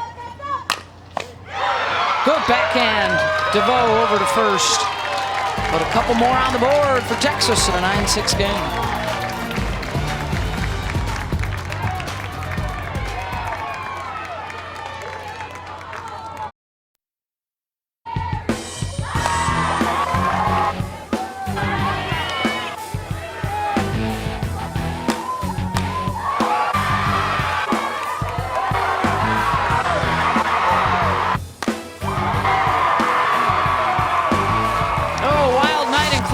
For this one, tonight's game track brought to you by Wilson. It's a 9-6 game. Ashley Griffin, a 2-run home run. Katie Simmons, a 2-run home run. Texas has had 4 base runners thrown out at home plate tonight. 3 of those the first out of an inning. As we head to the 5th, a couple hours into this one on a chilly night at Eddie Seymour Softball Complex, we have our 6th pitcher of the evening. 3 for UCF and now 3 for Texas. This is Shea O'Leary, the junior from Castaic, California. Took the loss against Florida State the other day. 2 innings of work, 3 earned runs. 16-6 last year. She was an all Big Ten second teamer.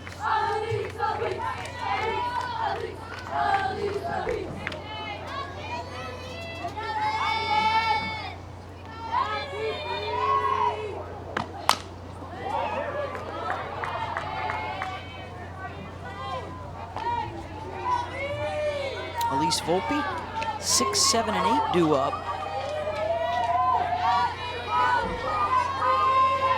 Volpe is 0 for 2, yet has scored twice, and that's the microcosm of our evening.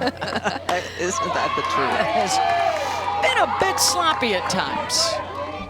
Reached on an error and a fielder's choice.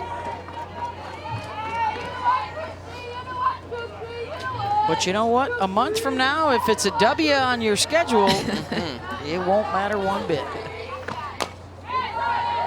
Shoot, tomorrow it won't matter one bit. It's true.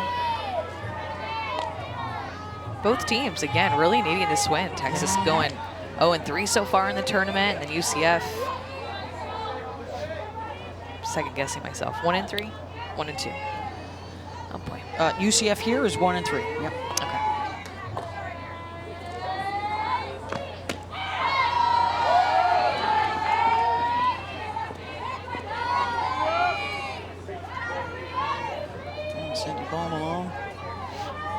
Great conversation with her the other day, and what she calls the 4 levels of leadership. A pretty cool perspective on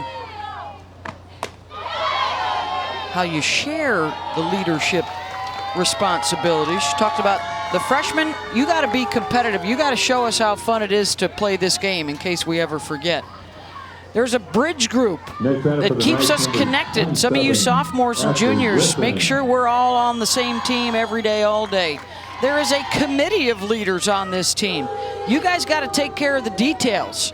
Make sure we're on the same page and moving in the same direction. And then the captains that hold everybody accountable. Ground out to short will advance the runner Volpe over to second.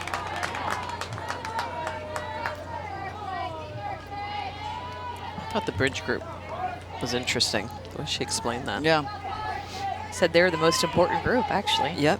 Next batter for the Knights, number 12. And I also thought it was interesting, the Molina. freshmen, you know, because everything's new, the excitement, right? Because sometimes the upperclassmen are like, we've been here, done that, you know, can be complacent. But not those freshmen, keeping everything hungry and learning. Justine Molina. Cindy also made the change, moving from their hitting coach to their pitching coach. Wanted to spend a little more time with the pitching staff, be out there in the bullpen with them every day in practice. Well, especially so she could call the pitches. I thought that was interesting. You got to know what their pitches are doing so that you can call them in the game. Brought in a new coach, Tyler Heel, to take over their hitting instruction.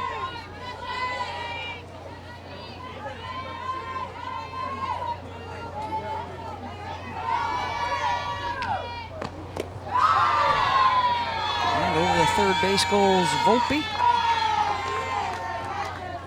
Wild pitch for O'Leary. Let's split screen this. Miranda Ellish stays in the circle for Oklahoma State.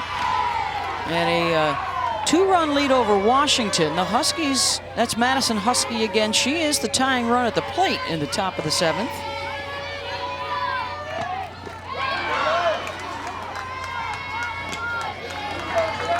Strikeout, throw out, 2 down in our matchup on the right. Nice changeup by O'Leary. Yeah, it seems to me we've seen a lot of wild pitches, more than I remember in the past, too. A lot of balls getting behind the catcher. Just past balls, but wild pitches. There's Ellish, the former Longhorn All-American, on the left side of your screen. And Husky gets a hold of one, launches that deep and back, and they've just tied it up. 2-run dinger in the top of the 7th. And UW will fight to keep that undefeated record alive. Big swing for Husky and Husky Nation.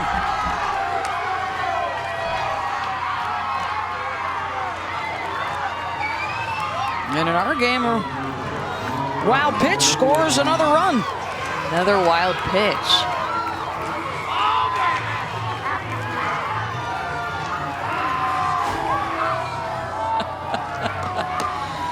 Somebody on a hot mic, did you hear him? Oh, baby, wicked fun.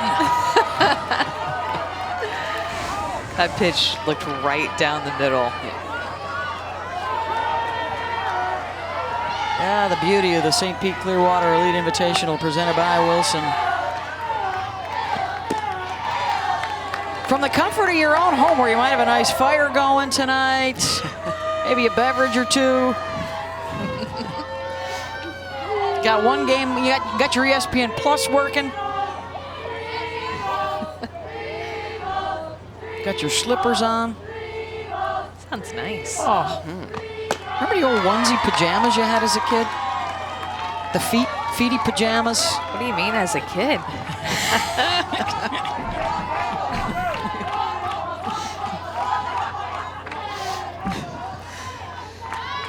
All right, and trouble brewing again here for UCF.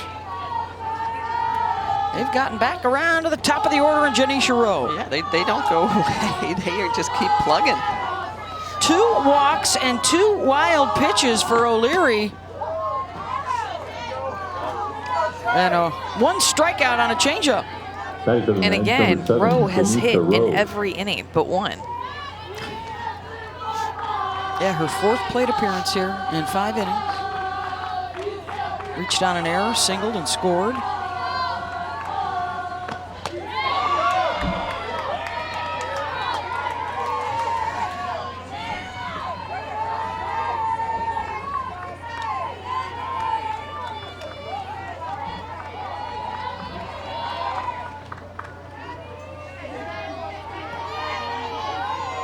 Oh-2 pitch, missed away, runner goes, the throw down, not in time. Good speed from Macario and into scoring position. Continuing, though, to talk about the communication on Texas's defense, nobody let Simmons know that the runner was going. Yeah. So she caught the ball just thinking that she was just catching another ball and hesitated for a second and then had to look up herself. She has to look up herself and notice it, it's too late. It's done. Is that everybody usually, or is that everybody? And the bench. Dugout, And the yeah, bench for and the sure, dugout. yeah. O'Leary able to clean it up. Run in, 9-7 Texas.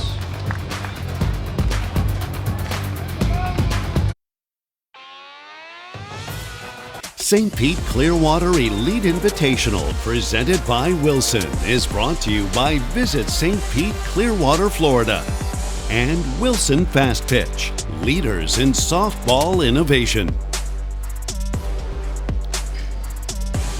A wild one tonight in Clearwater, 9-7, Texas over UCF as we head to the bottom of the 5th. Each side has utilized 3 pitchers. There's been all kind of chaos on the base paths, offensively and defensively.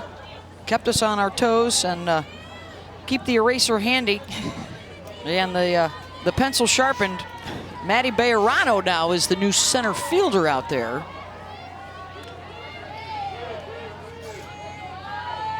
Jordan Whitaker, 7, 8, and 9 for Texas. They've scored a run in every inning. 2-1-4-2.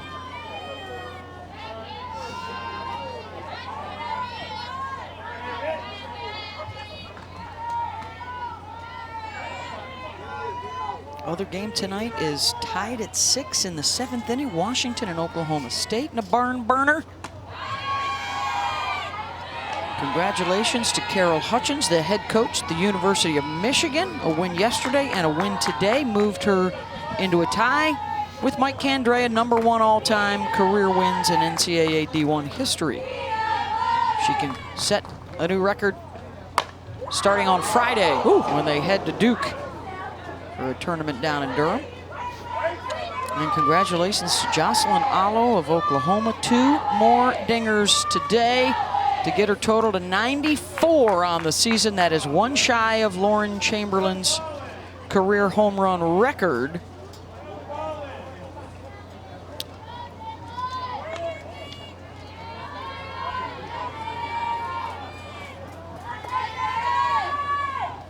Let's see, who does OU have next?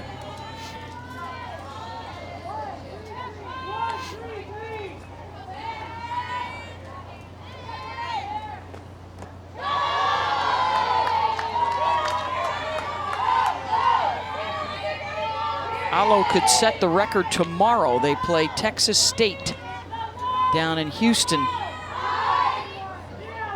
in the Houston Classic. Otherwise, it would be at the Mary Nutter Classic next weekend in Southern California.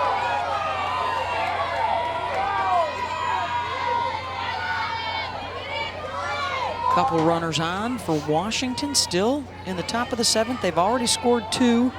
Megan Husky, a 2-run home run off of Miranda Elish.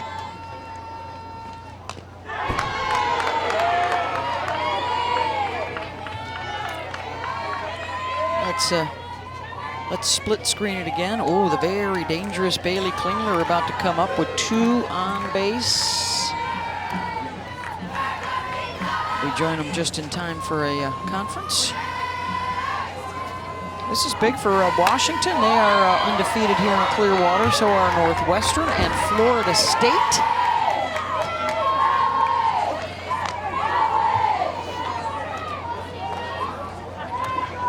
It's always wild how few home games Washington has. I really was looking at it yesterday. Yeah. Almost exclusively conference games, really. Yeah, all but one. Yeah.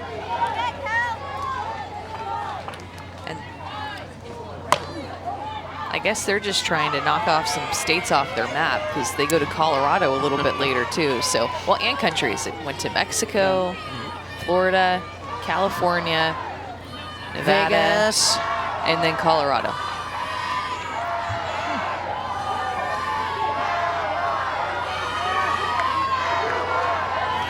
Again, that's Oklahoma State, Washington on the left. Texas, UCF on the right. 3-2 to Whitaker. Launches 1 foul. Good at bat for Whitaker. It's back over to Bailey Klingler stepping in for UW. Chance to take the lead.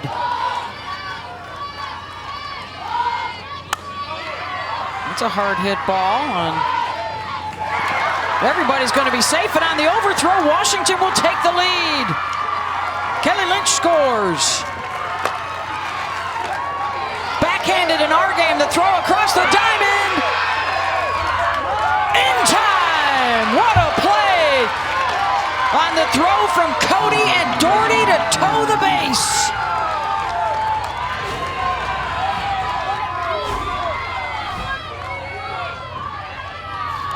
Good job by Cody to go get that ball and quick release. How about at first?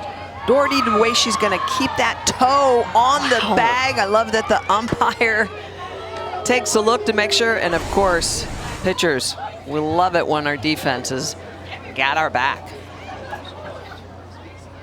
I mean, that stop, the backhand at third base was great and the long throw, but the footwork by Doherty at first base, how she readjusted and stretched right at, I mean, she cannot get any more from her toe to her fingertip to be able to catch that ball. That was a great reach.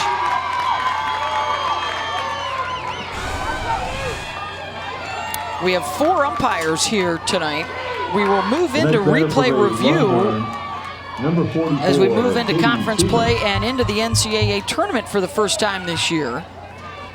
And I think the replay review would have agreed with the umps on that one. Great defense.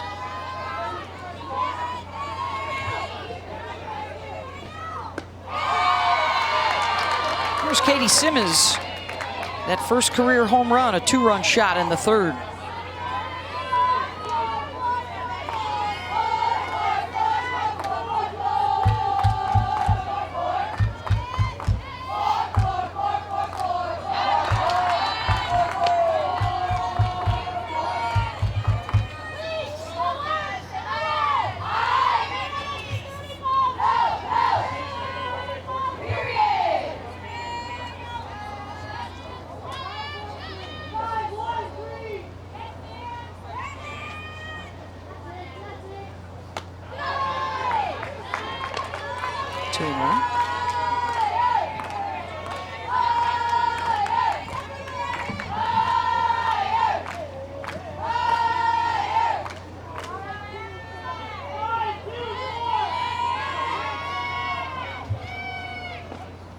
Well, you can hear out of the dugout, not only are they sending out a hand signal of what the pitch is, but somebody's also yelling out the numbers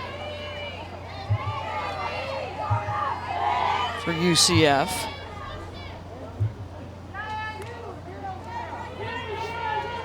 "2-0-0.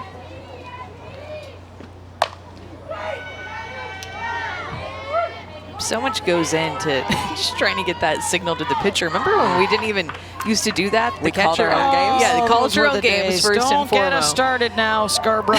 But then at least when the coach would just relay it into the catcher by itself. But now the pitcher looks into the dugout, goes to her wristband. Well, and all this business adds to the length of a game as well. Absolutely.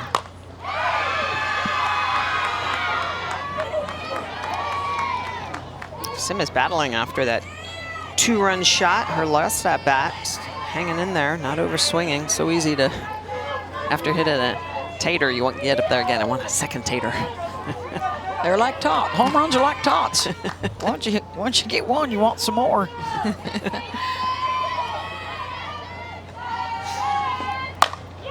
Well, and DeVoe is so different than Mancha, who she hit that home run off of. Mancha more 65 miles an hour, and DeVoe just more spin, coming from the left side. Yeah, and trying to get underneath her hands, and she just keeps whacking it down the left field line.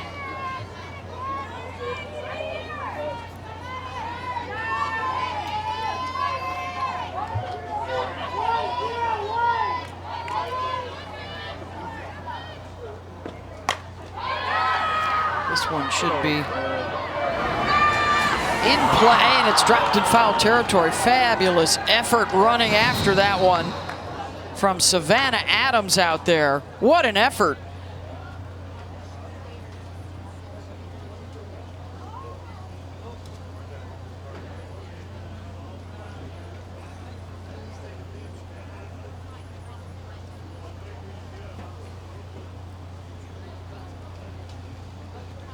Lena went so far for that ball, you guys, to the second baseman for UCF.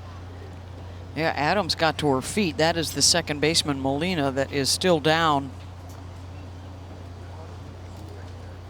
It's actually amazing. They were both going so hard that they didn't collide. Mm-hmm.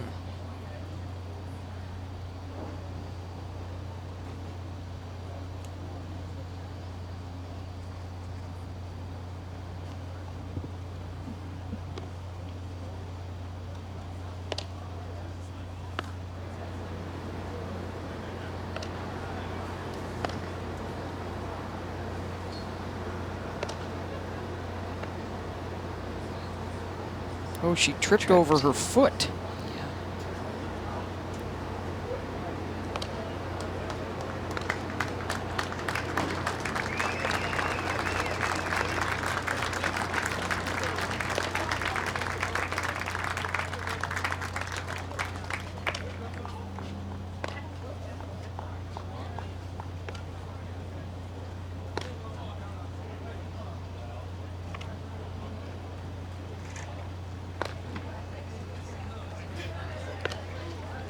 So they will assist Molina back in towards the infield, holding that right hip.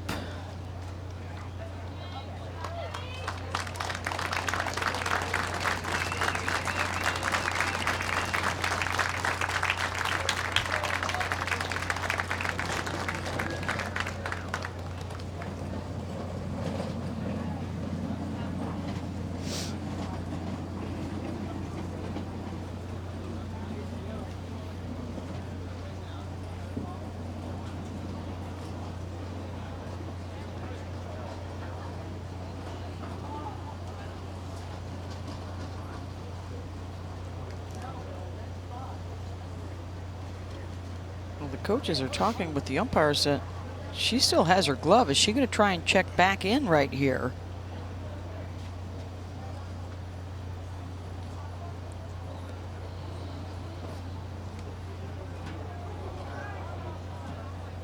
She is sitting down in the dugout.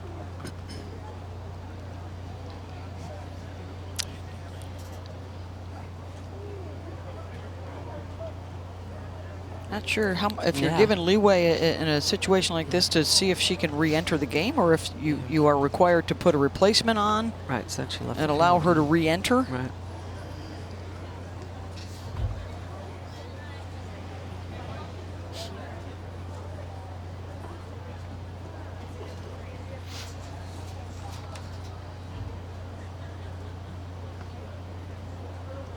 Yeah, because she has not, on my scorecard, been substituted for yet. No, and I think Mike White now, he's drifting out towards home plate here. He wants to know what the situation is as well.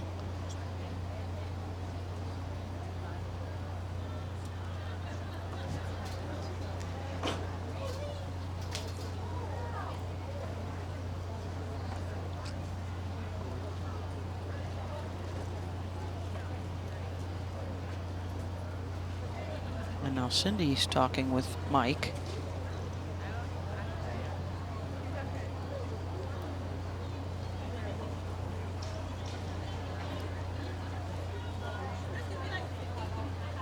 I've actually never seen a situation like this where they've allowed some, to be checked on in the dugout without continuing play and then just allowing that player to re-enter.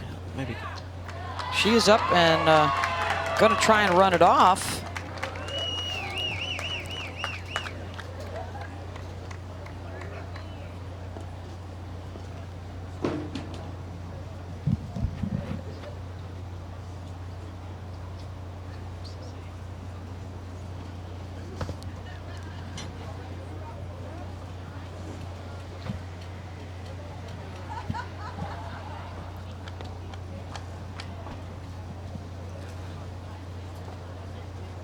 Well, it looks like she's going to come right back right now.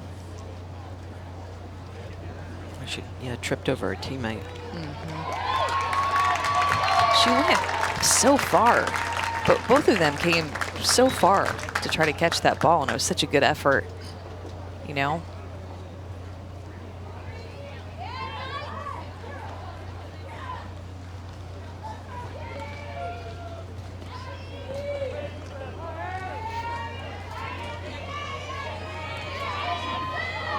Tough kid, wants to be back out there on the field. Definitely. So it's a 3-2 count with one out. And she will stay in there at second base. The batter is still Simmons. And she draws the walk. Now the ninth pitch of the at-bat for Katie. Well, I don't think DeVoe threw any pitches that entire time. I would have definitely been throwing. Yeah. Next batter for the Longhorns, number 6, Bella Dayton.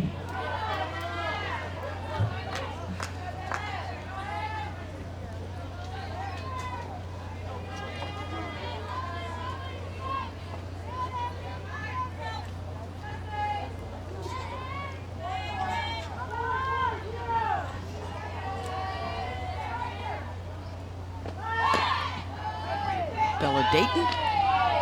0 for 2 out of the 9 spot.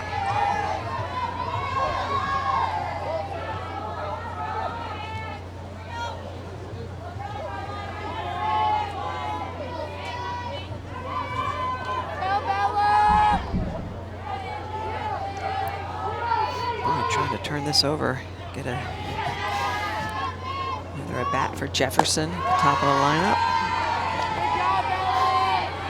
All right, let's give you the split screen again. A 1-run lead for Washington. Tying run aboard with 2 outs. Winning run at the plate. Brooke Nelson pitching. Kylie Naomi, the shortstop, hitting. And that will roll foul down the first baseline. Bella Dayton, the batter on the right for Texas. Grounder to second. And there is the Justine Molina. Right back out there after she got hurt, makes the play. 2 down. Happy to see her back out there. Hopefully she's not too sore tomorrow. Yeah. Washington on the left, trying to preserve its undefeated season. 2 strikes, 2 outs. Trying to protect the 1-run lead. Janae Jefferson on the right for Texas. Back to the top of the order. Batting for the Longhorns, Janae Jefferson. 2 of the best infielders in the game right here on both your screens. And the strikeout, Nelson got her, and Washington rallies to win it in the 7th inning. Huge dub for the Dub. That is a team with a lot of momentum right now. Looking good. They stay undefeated here in Clearwater. Back to our game. Texas up a couple of runs, looking to add to it. Huge deal that they beat Oklahoma State without Gabby Plain. Yeah. She pitched earlier against Texas Tech, right? So it's a big win. Really big win. Yeah, it's a kind of pitch by committee when Gabby Plain's not in the circle for him, and you know, with the offense that they've been producing, they're absolutely going to be able to do that, and some good defense. It has become kind of just survive all the problems that the teams are having tonight. Just get the win. Just figure out a way to get the win. Yeah. Burn the tape. Outs. Move on tomorrow. Get outs, yeah. Get outs. Try to get the win. As the runner advances to third.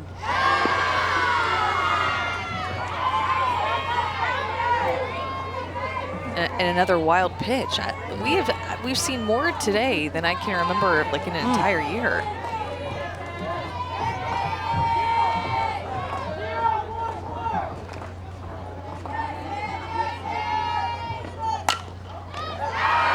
Right back to the pitcher, throws over to first. Well done by DeVoe. And for the first time in a half inning, Texas does not put a run up, but they still have the 2-run advantage.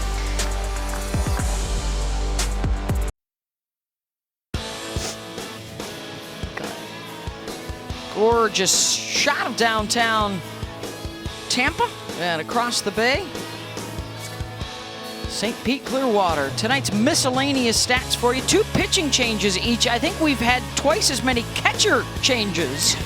3 stolen bases apiece, 9 total walks, 4 Texas players thrown out at home, and through the wickets of Mary Iacopo. The graphic also could have included 6 wild pitches. As Shea O'Leary is now throwing to J.J. Smith, and that one is a nutmeg. Next batter for the night, Jada Cody. Base runner for Jada Cody.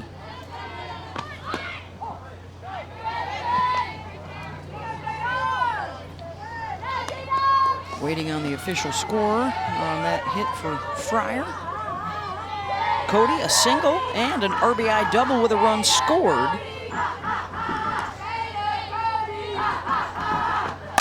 Cody, a hot shot right up the middle off the bag at second. 2 on. And the tying runs are aboard. The go-ahead will step into the batter's box. You guys, UCF has hit the ball hard tonight.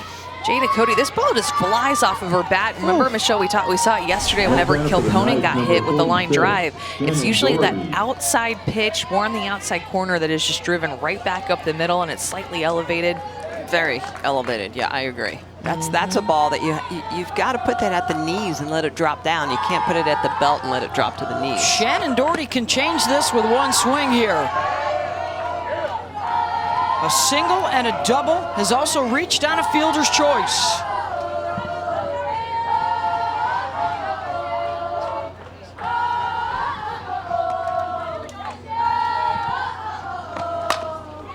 And that will get through. Bases are loaded with Knights.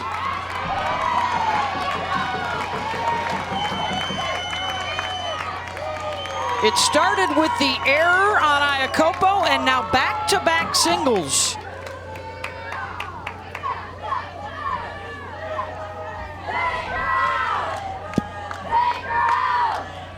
And it's the fourth Longhorn pitcher of the evening.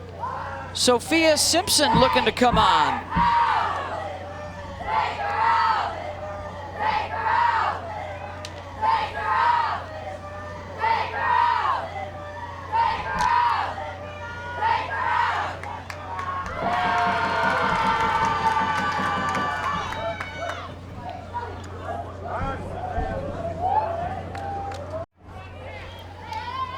So Shea O'Leary, 1+ innings of work, a couple of hits, and earned runs. She's responsible for 3 on base right now. They are loaded for the Knights. Ready for the Knights. And Savannah Adams will step in to face Sophia Simpson. The freshman looked really good yesterday. Or excuse me, today. That's what these 3-hour games will do to you. In their matchup with UCLA. In the dirt blocked. Yeah, Sophia Simpson's going to throw a lot of changeups.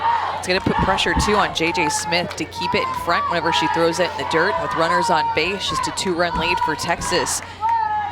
J.J. Smith's going to need to bear down.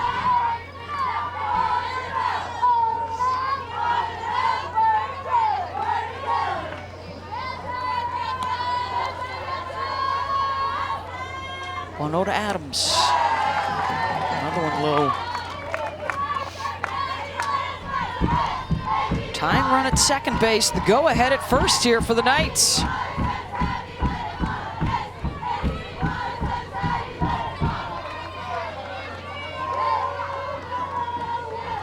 They've scored in every inning except the first. Another one in the dirt. That's 3 in a row.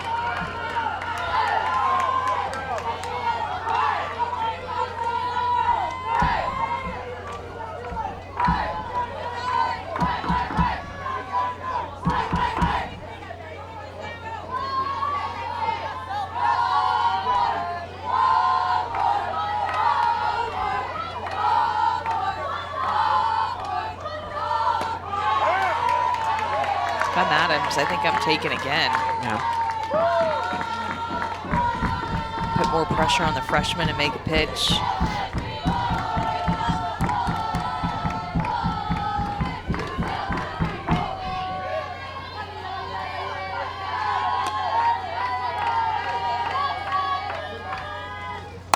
Right back up the middle. Simpson got a glove on it. A couple runs will score. And UCF has tied it up. 2-run single for Savannah Adams.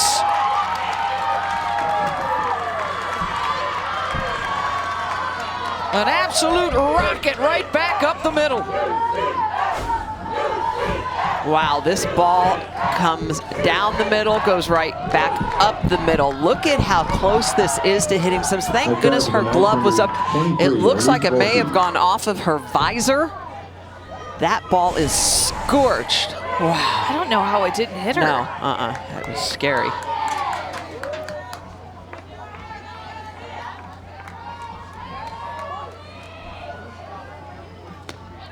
Tied at 9. Go ahead run now at second base. Elise Volpe. I'm sorry, you're seeing UCF swing so hard. The ball is coming off their bat so hard. And you can tell too with the slow reactions, even a couple hit at Mary Iacopo down at third base, just late because the ball is coming off their bat so hard.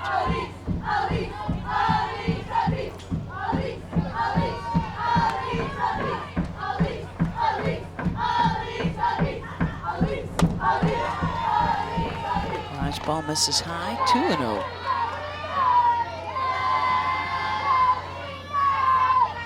Two runs in, 2 on, and still nobody out.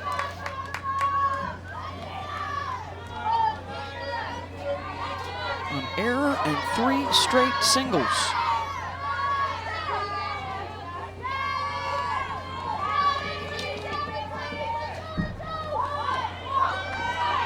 Runners will advance. Another wild pitch.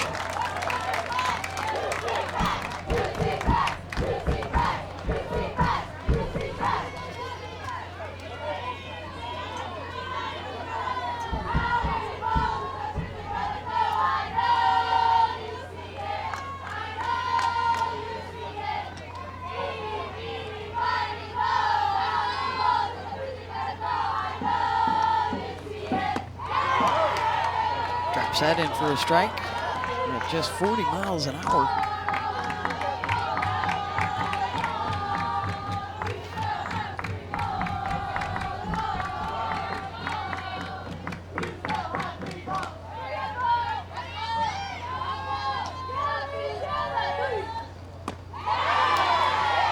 Ball 4, bases loaded again.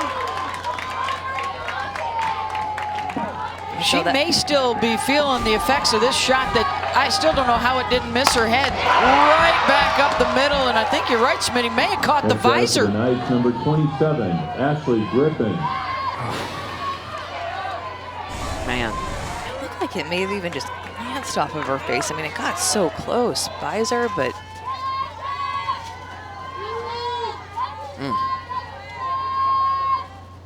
Ashley Griffin, 2-run home run back in the 3rd inning. Well, UCF has seen a lot of different types of pitches, and they have been on all of them.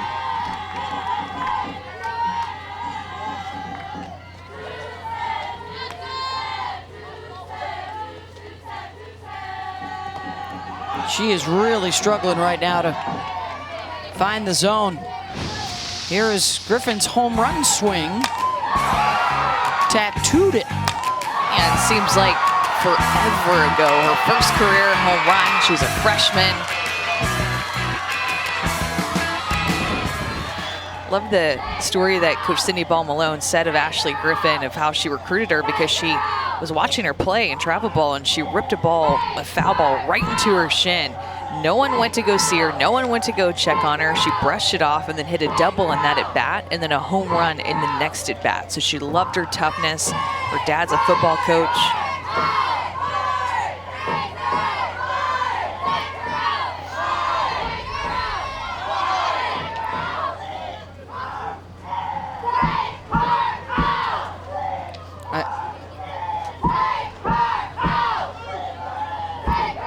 Well, he called the umpire out, and then are they calling the trainer out here to make sure she is okay, and whether or not that may have that comebacker may have glanced off of her head? Yeah.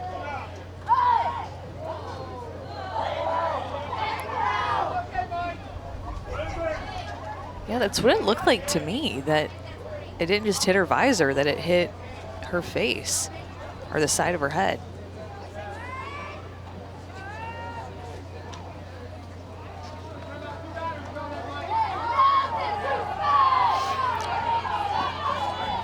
It does not appear to catch her glove. Yeah.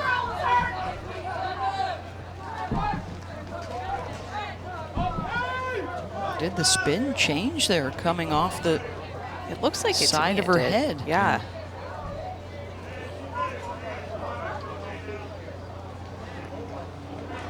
could have maybe hit on the side of the visor, like on her head. Like not the bill, but the... I think if nothing else, a bit shaken for sure. Yeah, absolutely. You guys have been in that situation before in the circle.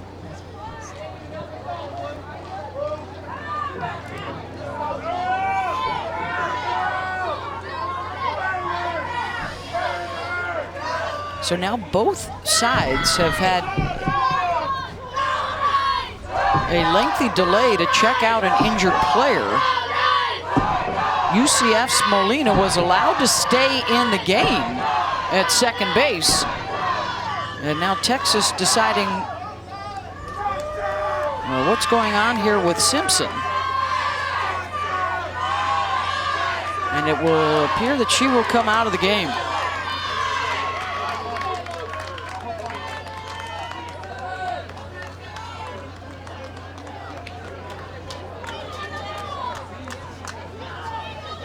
And they will go back to the starter, Dolcini. Back in a moment.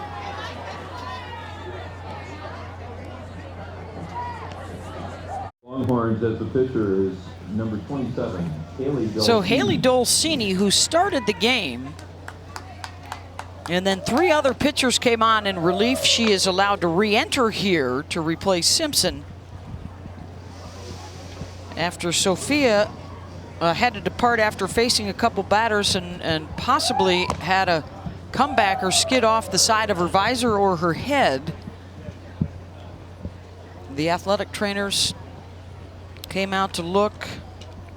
Well, and there's that new rule with the concussion protocol where you can take someone out, you can go through percussion, the concussion protocol, and then if they're okay, they can re-enter the game.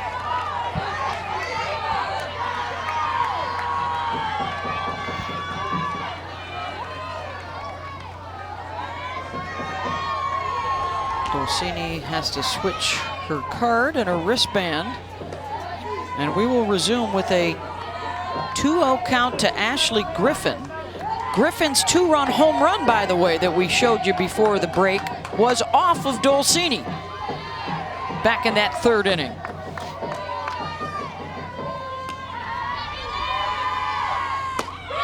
Bases loaded with 2 runs in already in the inning to tie the game. And nobody out.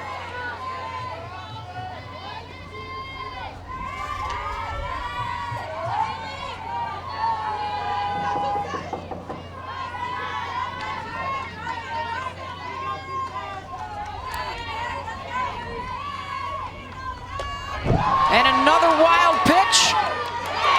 And the go-ahead run scores for UCF.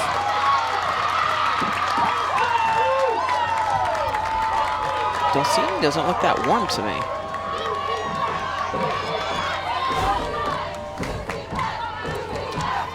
This pitch isn't close to the zone. It's way outside. J.J. Smith trying to reach for it. No way she's going to get it. The flip back to Dolcini and just not in time. 5th wild pitch of the night for Texas pitchers, and a tough spot for Dolcini. Yeah. I don't think she was warming up before the injury to Simpson, so she's coming back in cold. Yeah. With just a handful of warm-up pitches. It's a tough position to be in. They have Logan Hewlin out in the bullpen now.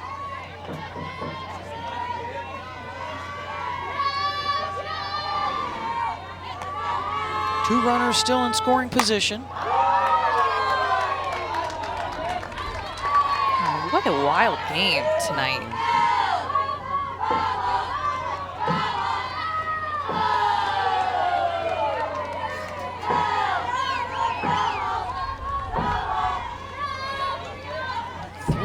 Here in the 6th to take the lead for UCF.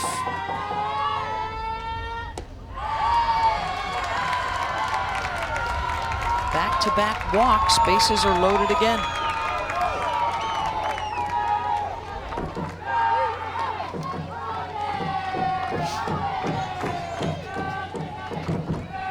Looks like we got a pinch hitter here. Emerson Lee will hit in the 8th spot. The new batter for the Knights is number 9, Emerson Lee.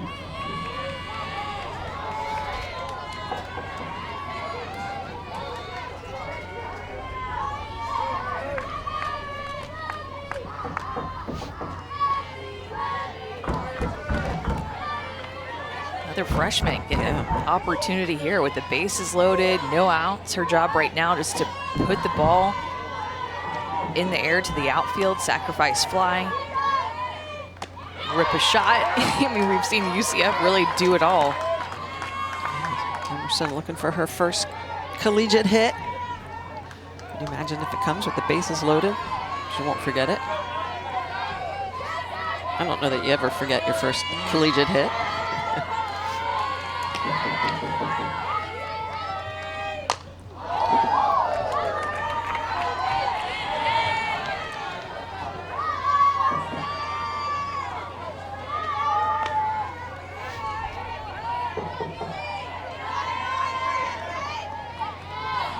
Dorsini's got her here 0-2. Adams, Volpe, and Griffin aboard.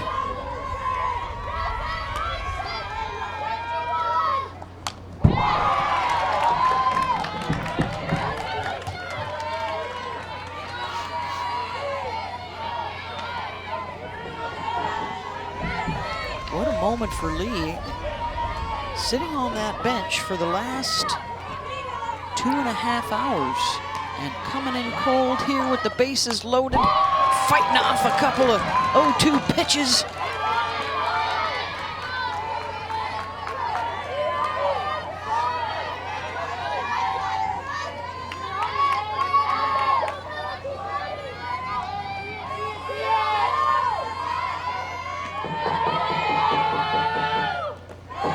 Nice stop by J.J. Smith.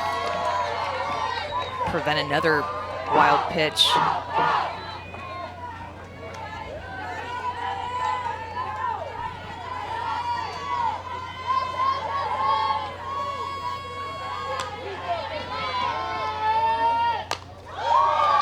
Lee fouls one off.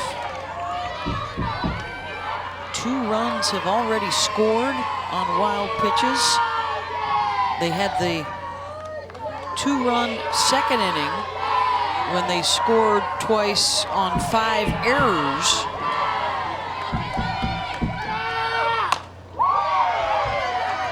Lee's battling.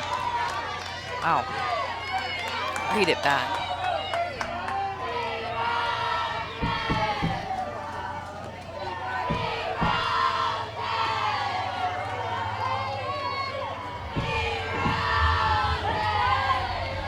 UCF definitely looks prepared offensively.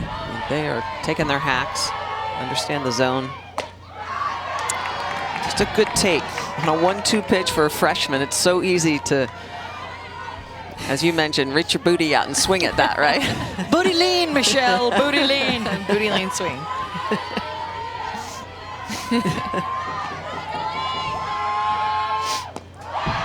And she sticks it out to a full count.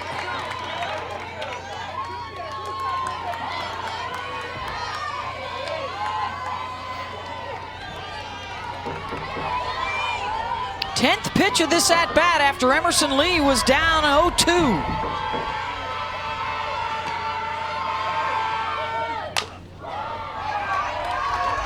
UCF is definitely bringing the energy tonight. Like, I feel much more energy and just enthusiasm and want to out of their dugout than what we felt out of Texas tonight. And they played similar games, right? Errors, wild pitches, pitching changes, lead changes. Yeah, this is definitely about digging deep right now.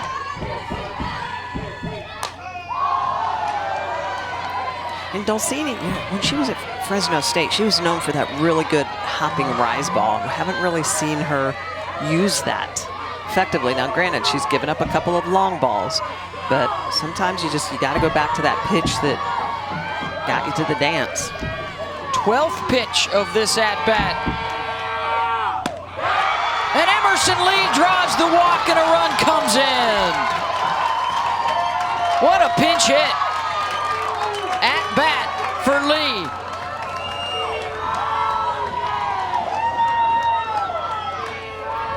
Oh, wow. Took some close pitches. Michelle fouled off a lot of other pitches to extend that at-bat, and just a little bit off the plate, maybe by half a ball, but close pitch. Michaela Macario.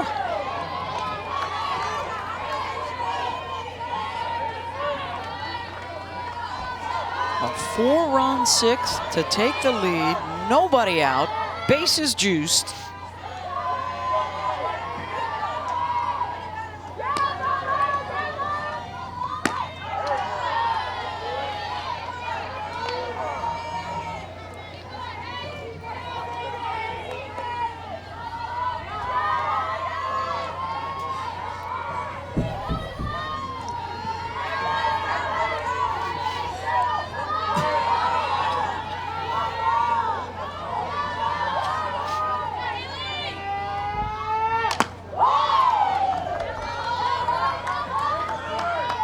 Error at first base. Started it off, 3 consecutive hits, and then 3 consecutive walks.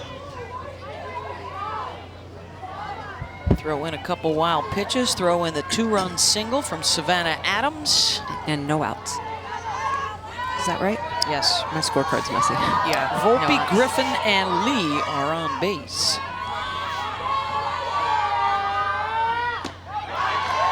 And the leadoff has reached in every inning except for the first inning for UCF, which is the only inning that they did score.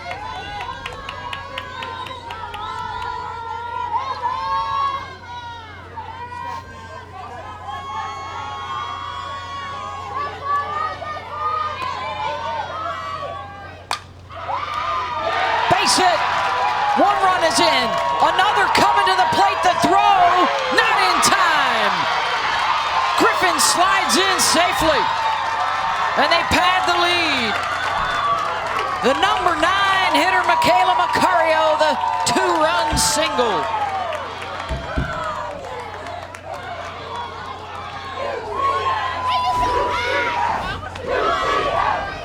How about Macario just crossing over? Slap position is just going to punch it right past Mackenzie Parker, the shortstop. Nice throw in from Bell out in center, but good job of running, diving to the plate close at home with the tag from J.J. Smith. But UCF doing the shimmy shimmy. There have been so many close plays at the plate in this game. A 6-run 6th inning. And Janisha Rowe will be the 9th Knight to come to the plate as another pitcher comes on for Texas.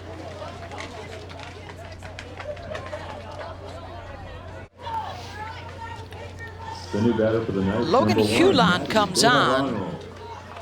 6th pitcher of the night for Texas.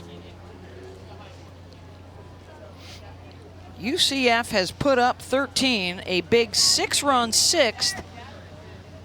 They have batted around the order with nobody out, as Hulan becomes the 3rd pitcher of the inning.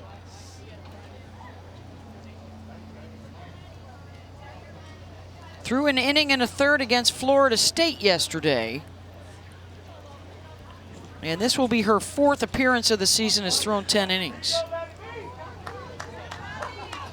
And she will face the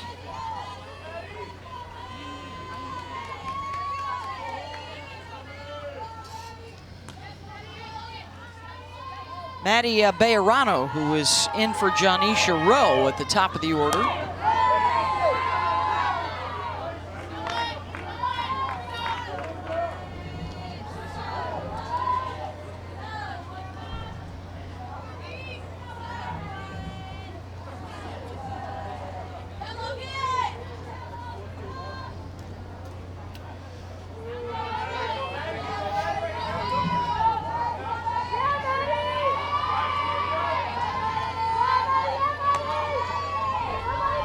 Bejarano came in to play center field, now her first at bat.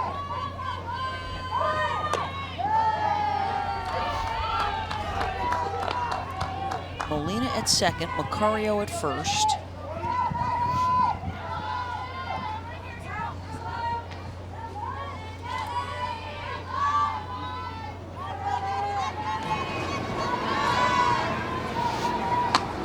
More activity in the bullpen.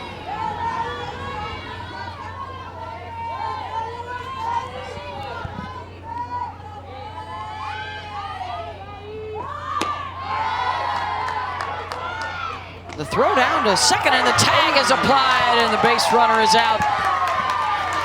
And a miscue for Molina.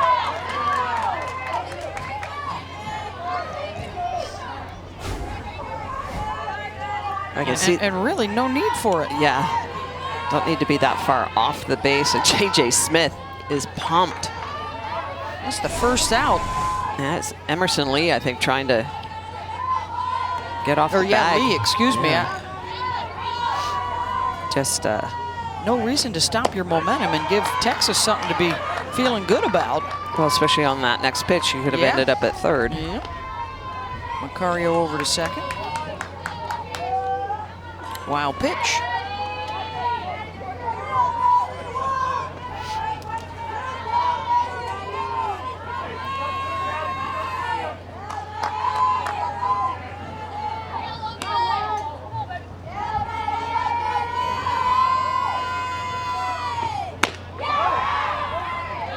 Good looking pitch there by Hewlin. One of the hardest throwers on the staff. Has developed a nice changeup with Mike White. She came over from the University of Houston.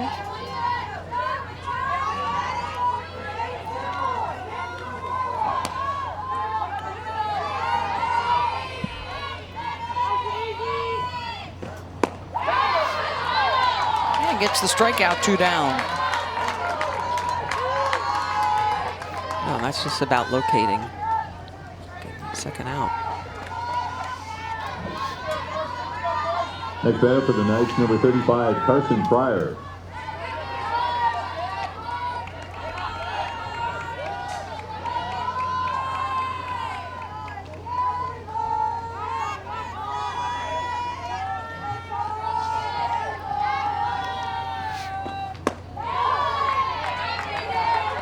Second time this inning, Carson Fryer will come up. Reached on an error and scored to start this whole rally.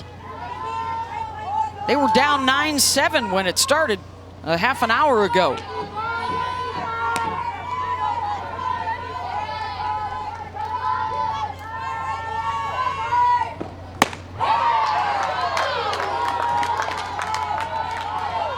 Yeah, Hewlin should actually feel pretty fresh. She's the one pitcher we haven't seen yet today. Yeah. Popping the glove, working the spots.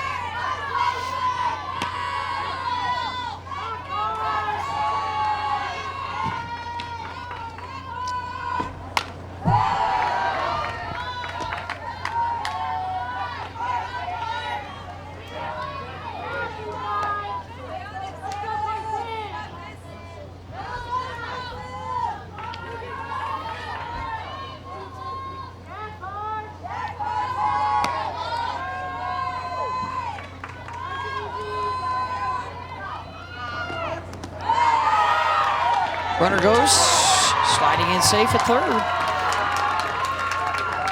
And so aggressive on the base pass.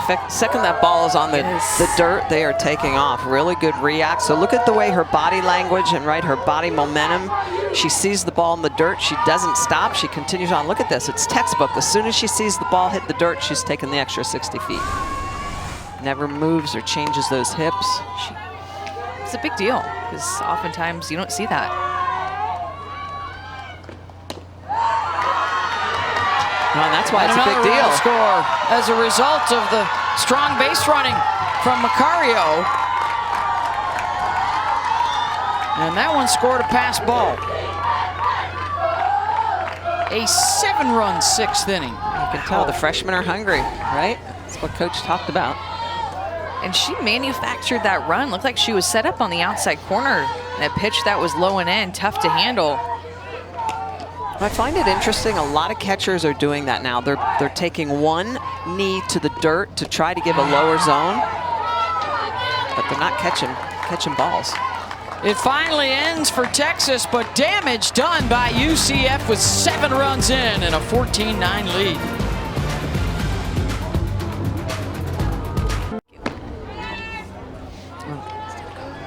(14-9). Look at that big crooked number there in the 6th inning for UCF. Everybody came to the plate, and they got 7 runs home. And now Texas will have to try and work from behind, trailing 14-9. Both teams desperate for a win here in Clearwater. UCF 1-3, Texas 0-3 so far in the tournament. Iacopo, it's 2, 3, and 4 in the lineup. Horns have 6 outs to work with. Emerson Lee stays in the game at second base defensively.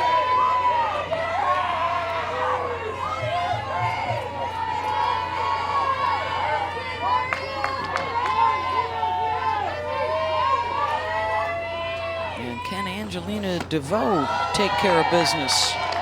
She's done a nice job since she's come in, throwing a lot of ground ball outs.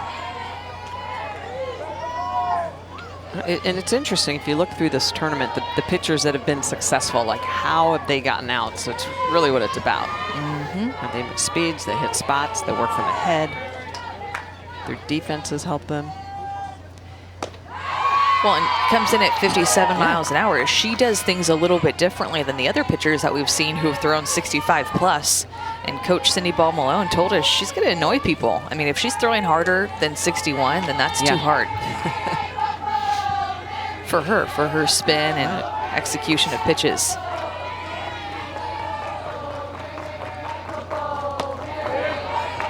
But I mean, at the same time, Texas has a real opportunity to show some fight, just like UCF has in this game. It's been a back and forth game. I mean, I can't even believe, looking at the scoreboard, all the numbers that are on there. Two half innings without runs. That's it. Every other half inning, there have been runs scored. And most of them multiple runs. And Iacopo jacks one. Down the line and fair. An extra bases for Mary. Pulls up at second. Her second double tonight. You know, Michelle, I love that Volpe laid out for this ball out in left field. Good swing by Mary. Good bat on ball, but you're up by 5 runs. You have nothing to lose. Instead of just thinking, okay, I can keep the ball in front. Kind of a different mentality when you're playing with the lead, playing from ahead. Dive toward the line, see if you can catch it. It's just going to go not too far away from you anyway. Mia Scott.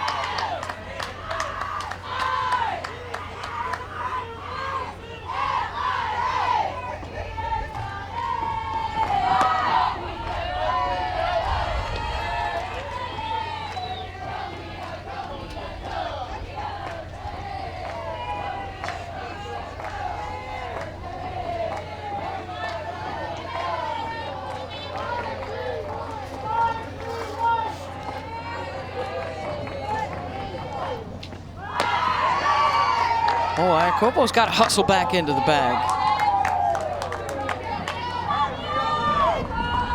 You don't have a lot of outs to play with. I'm curious if you're thinking about sneaky bunt. I mean, she had that great hit where it was a triple. She was thrown out at home. I'm thinking swing it away. You got some runs to put up on the board.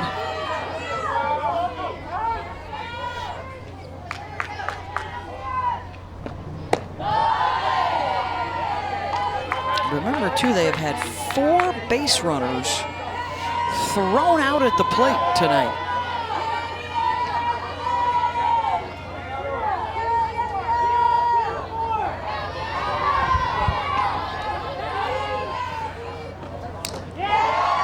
Scott just got a touch on it.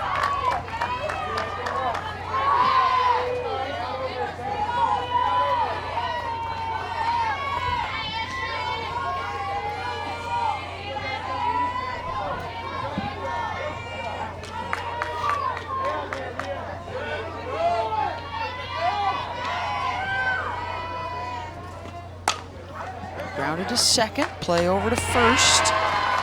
1 down, Iacopo to third base.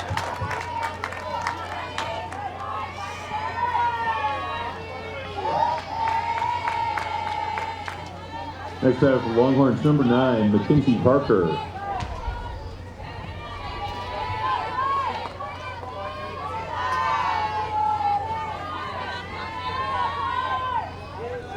This is Mackenzie Parker. Walked and scored in the third, a 2-run double in the fourth.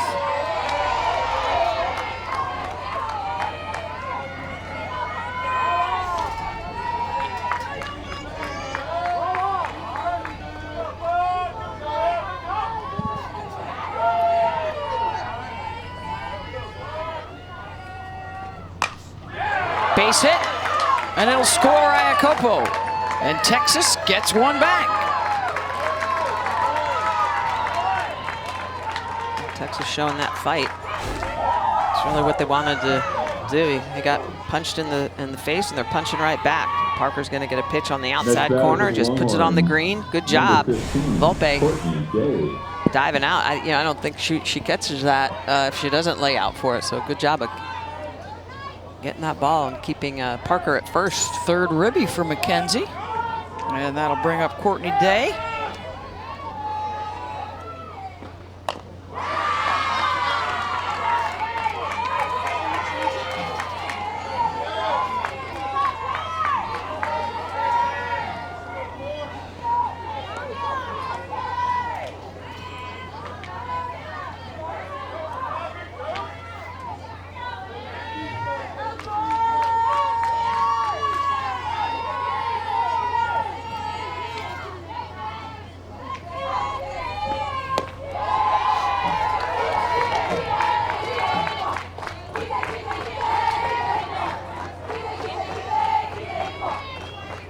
Score looks like a football score.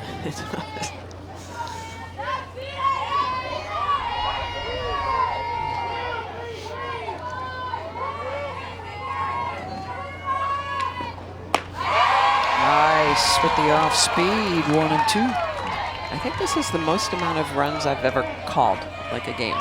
That's 24 runs. 24 runs. My math is good. Really good. Texas batters have struck out just once tonight. Jordan Whitaker back in the 2nd inning. They won't get the strikeout here. Could get a double play. There's one over to first, not in time. 2 down.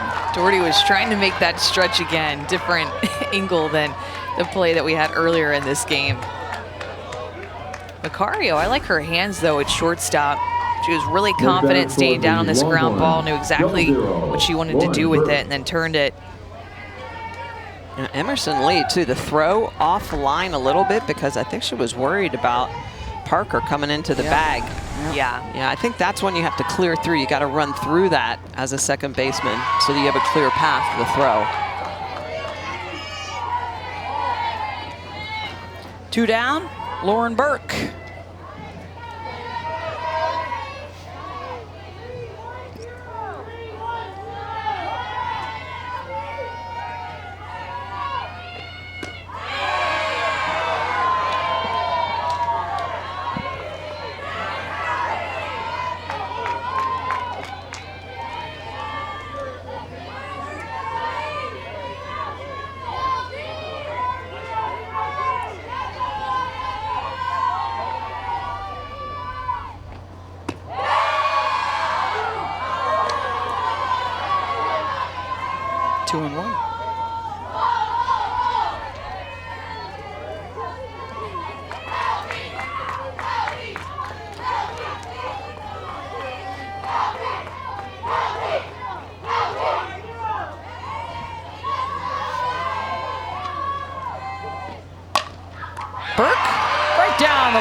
First, Doherty steps on the bag, 1 run in, and that's it for Texas. As we head to the 7th, lot of numbers up there. 24 combined runs on 20 hits.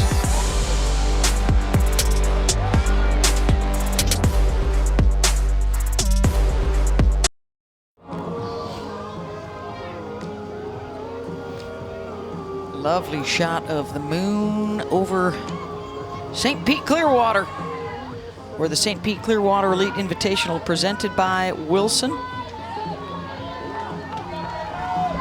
Tonight's big numbers, 24 runs on 20 hits, a couple of home runs, 17 runs batted in. The big damage, the 7-run 6th inning for UCF, and they have the 14-10 lead as we head to the 7th inning in our 3rd hour of softball tonight. And a base hit. Those 2 home runs that you saw, pretty cool moments for the freshmen though. 1 on each team, first home run of their career. I mean, Jada Cody has just been on fire. Whoever Yeah. idea it was to pick her as the impact player in this game. Just brilliant. I believe that was you. Pat on the back. Oh my goodness. Well, you know, this is a stat blaster, right? It like really pads your stats up if you're swinging it. If you're in the circle, you're getting 5 at-bats tonight. 5 plate appearances in a 7-inning game.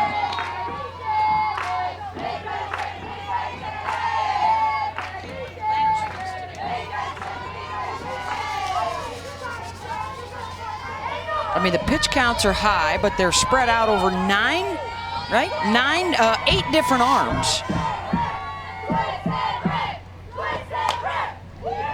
Jefferson's got it. 1 down. She just moves to the ball so well. Yep. Because she reads it off of the bat.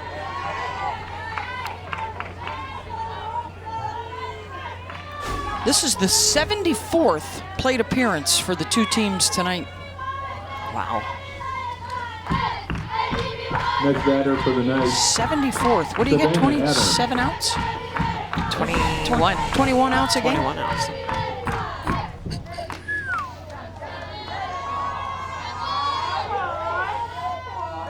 Savannah Adams, 2-run single in that 6th inning.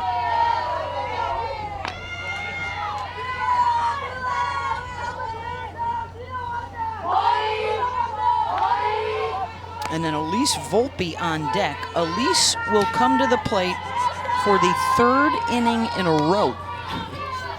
In the 6th spot. And hasn't. I got a shot at her at 3rd here. Let's see it throw on time. Nope. Safe for Cody at 3rd base. Trying to get that run back. They gave up to Texas in the bottom of the 6th inning. Jada Cody is just having such a good day offensively. 3 singles, a double, now a stolen base. As soon as she goes in, sees it gets to the outfield, she puts her head down and just barely gets her foot in the slide. Thankfully for her, she didn't stick, or else she would have been out. Stolen base and an E2. Another error for Texas.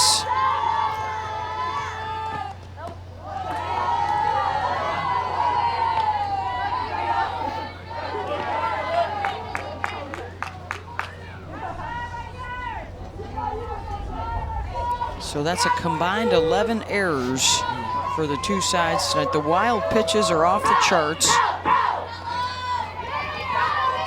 It's almost contagious, right? It's Yeah. like one team that kind of pongs back and forth.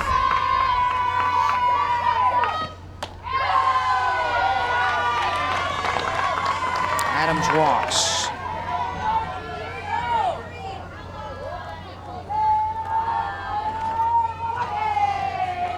Volpe has walked in each of the last 2 innings and has come in to score. She scored 4 in times. both the 5th and the 6th. Yeah, she scored 4. She's scored 4 times. Yeah. Yeah.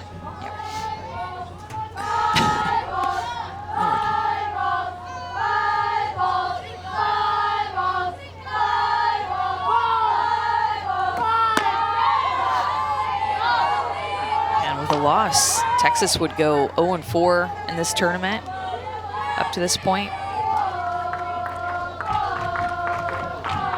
4 runs, by the way, hitting 0 for 2. Yeah. Reached on an error and a fielder's choice, 2 walks.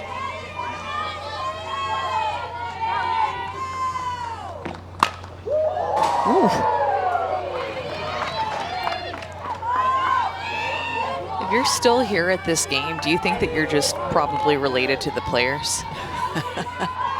Or you're a diehard. Or a true diehard fan? I'd say 90% are family members.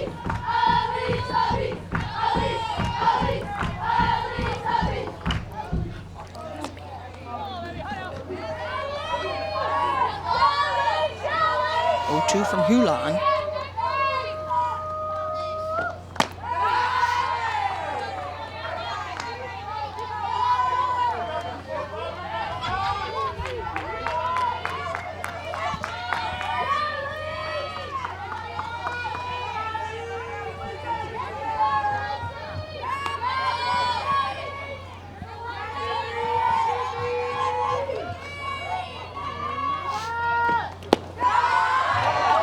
Scoots away from the catcher and another run will score.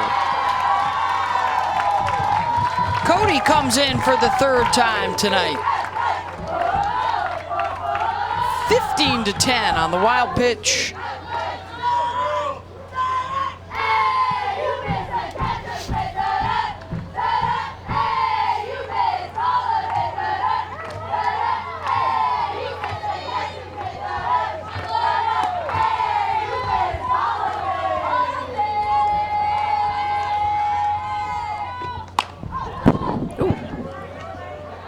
Slapped foul.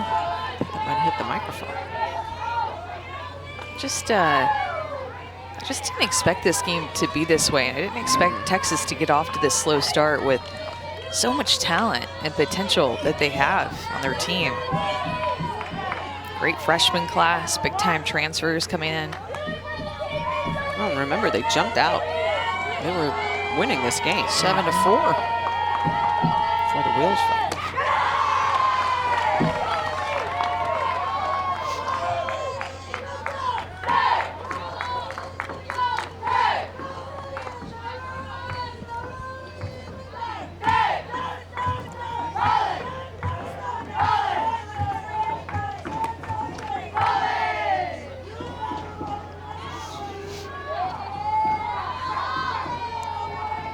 All 9 spots in the batting order have scored tonight. Phew. And for Elise Volpe, 4 times tonight. I think she's the only one that's scored.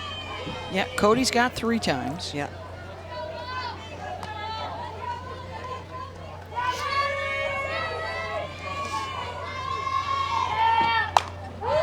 Well, and every place in the order has scored at least 1 run. Yeah.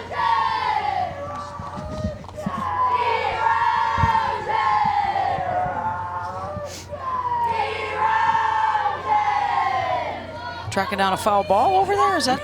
Autograph. Going to get a for an autograph.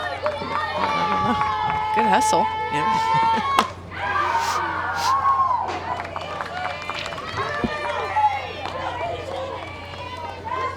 Well, Volpe's sending enough in that direction. I think that's the 5th foul ball. Yeah.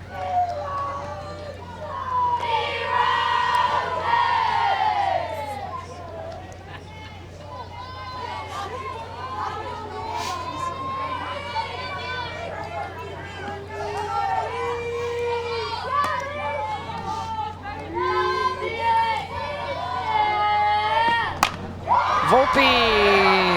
Jefferson keeps it in front of her and makes the play to first. 2 down. Janae Jefferson just has 6 skills. I mean, that ball is roped at her. Goes off her glove, doesn't panic. Even when the ball bounces off of her, it seems like it doesn't go too far, but she's able to get rid of it so fast. And then look how accurate the throw is. Oh, yeah. Across her body, Yes. off balance. Ashley Griffin.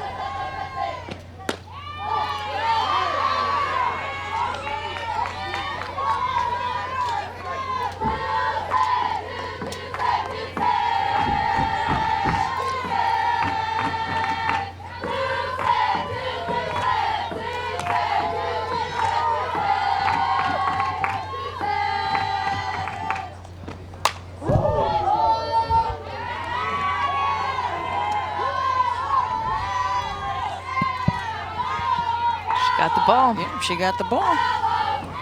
She earned it. She went a long way for that one. She did. It was good hustle.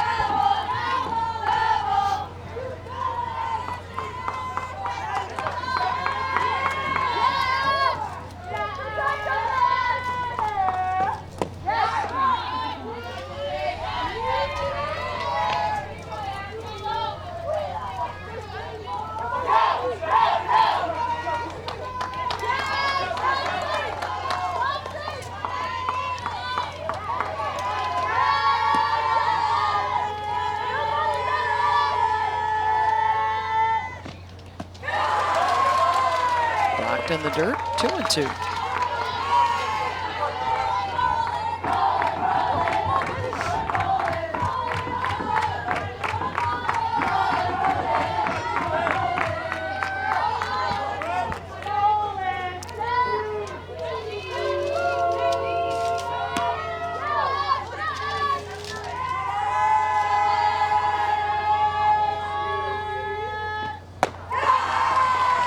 count.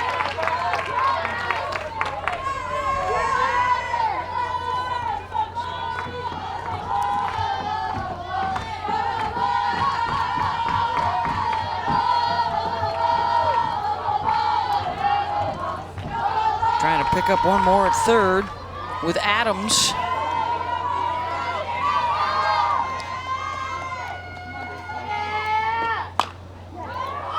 Popped up left side. Parker calls for it, and the last chance coming up for Texas as UCF adds another one at the top of the 7th for the 5-run lead.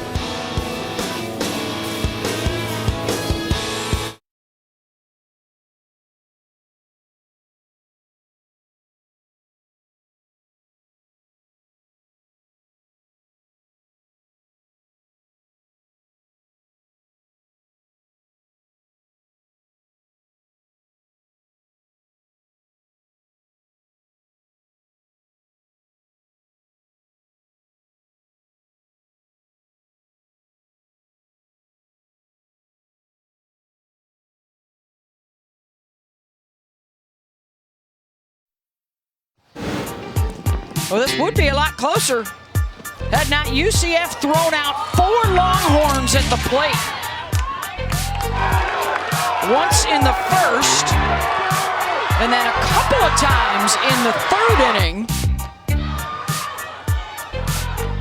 And then the last one coming in the 4th. 4 Texas runners out at the plate. Otherwise, it would have been a 1-run game. Instead, Texas has a lot of room to make up. Down to their final 3 outs and down 5 runs. And Angelina DeVoe will try and lock this down and get UCF another win here in Clearwater. DeVoe's done a good job. Yeah, and it would be a top 10 win, by the way.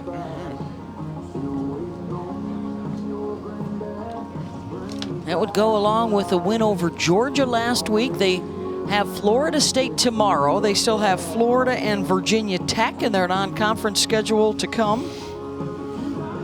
All geared towards wanting to put together a resume worthy of hosting a regional at a top 16 at the NCAA tournament. Avery Wong is now in as the right fielder. Leading off for the Longhorns, number 5, Jordan Whitaker.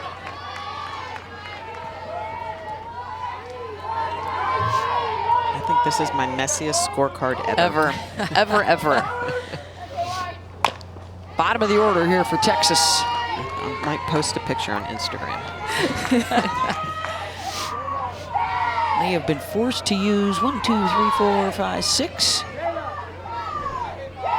5 pitchers. 5 different pitching changes. Meanwhile, for UCF, Felton, Mancha, and now DeVoe in the circle.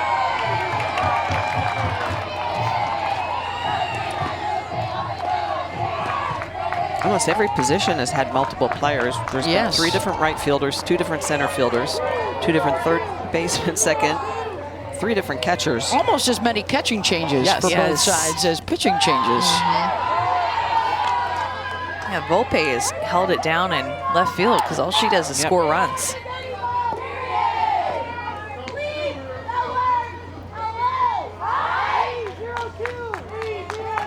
Double-digit pass balls and wild pitches tonight for the 2 teams combined.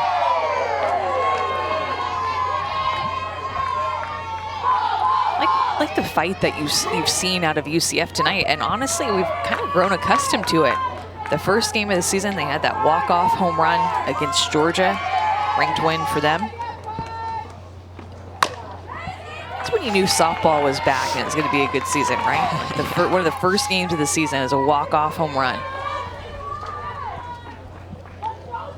And I just think how competitive all the teams are.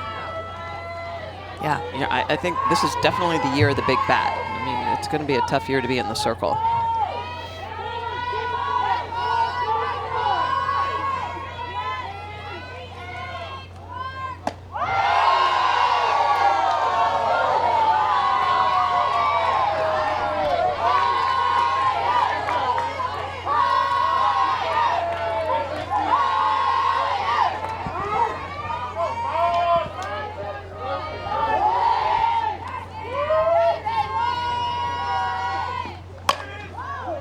And you said it earlier, Michelle, but Texas has only struck out one time. Yep.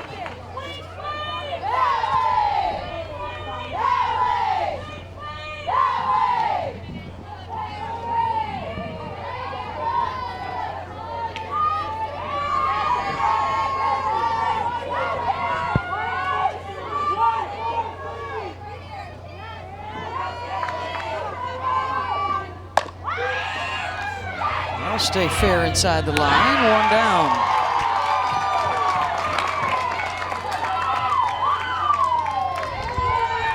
Jada Cody's looked awfully good tonight at multiple positions. She's a player. Next batter for the Longhorns, number 18, J.J. Smith. J.J. Smith.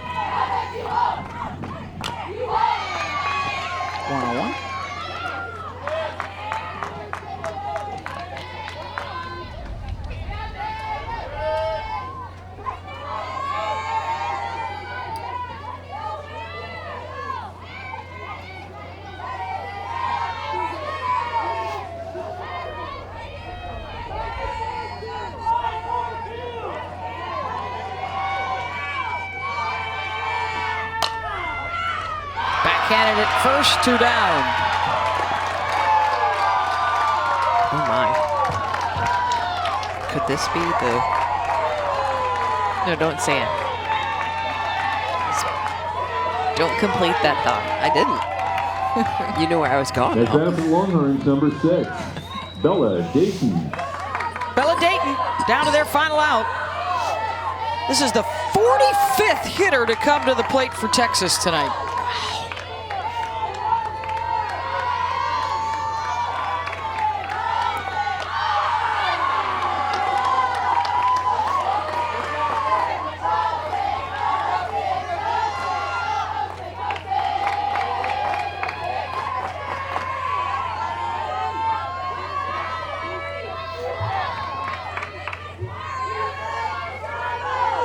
Both sides have continued to bring the enthusiasm. A game now that's over 3.5 hours with 25 runs on the board.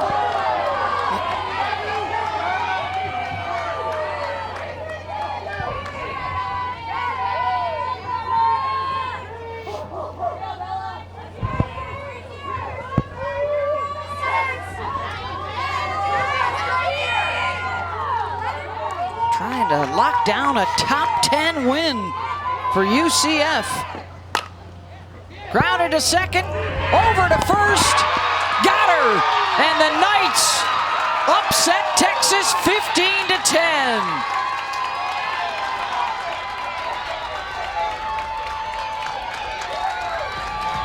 College softball Thursday, UTSA taking on the Longhorns, 6:30 Central on LHN. And a 15-10 win for UCF.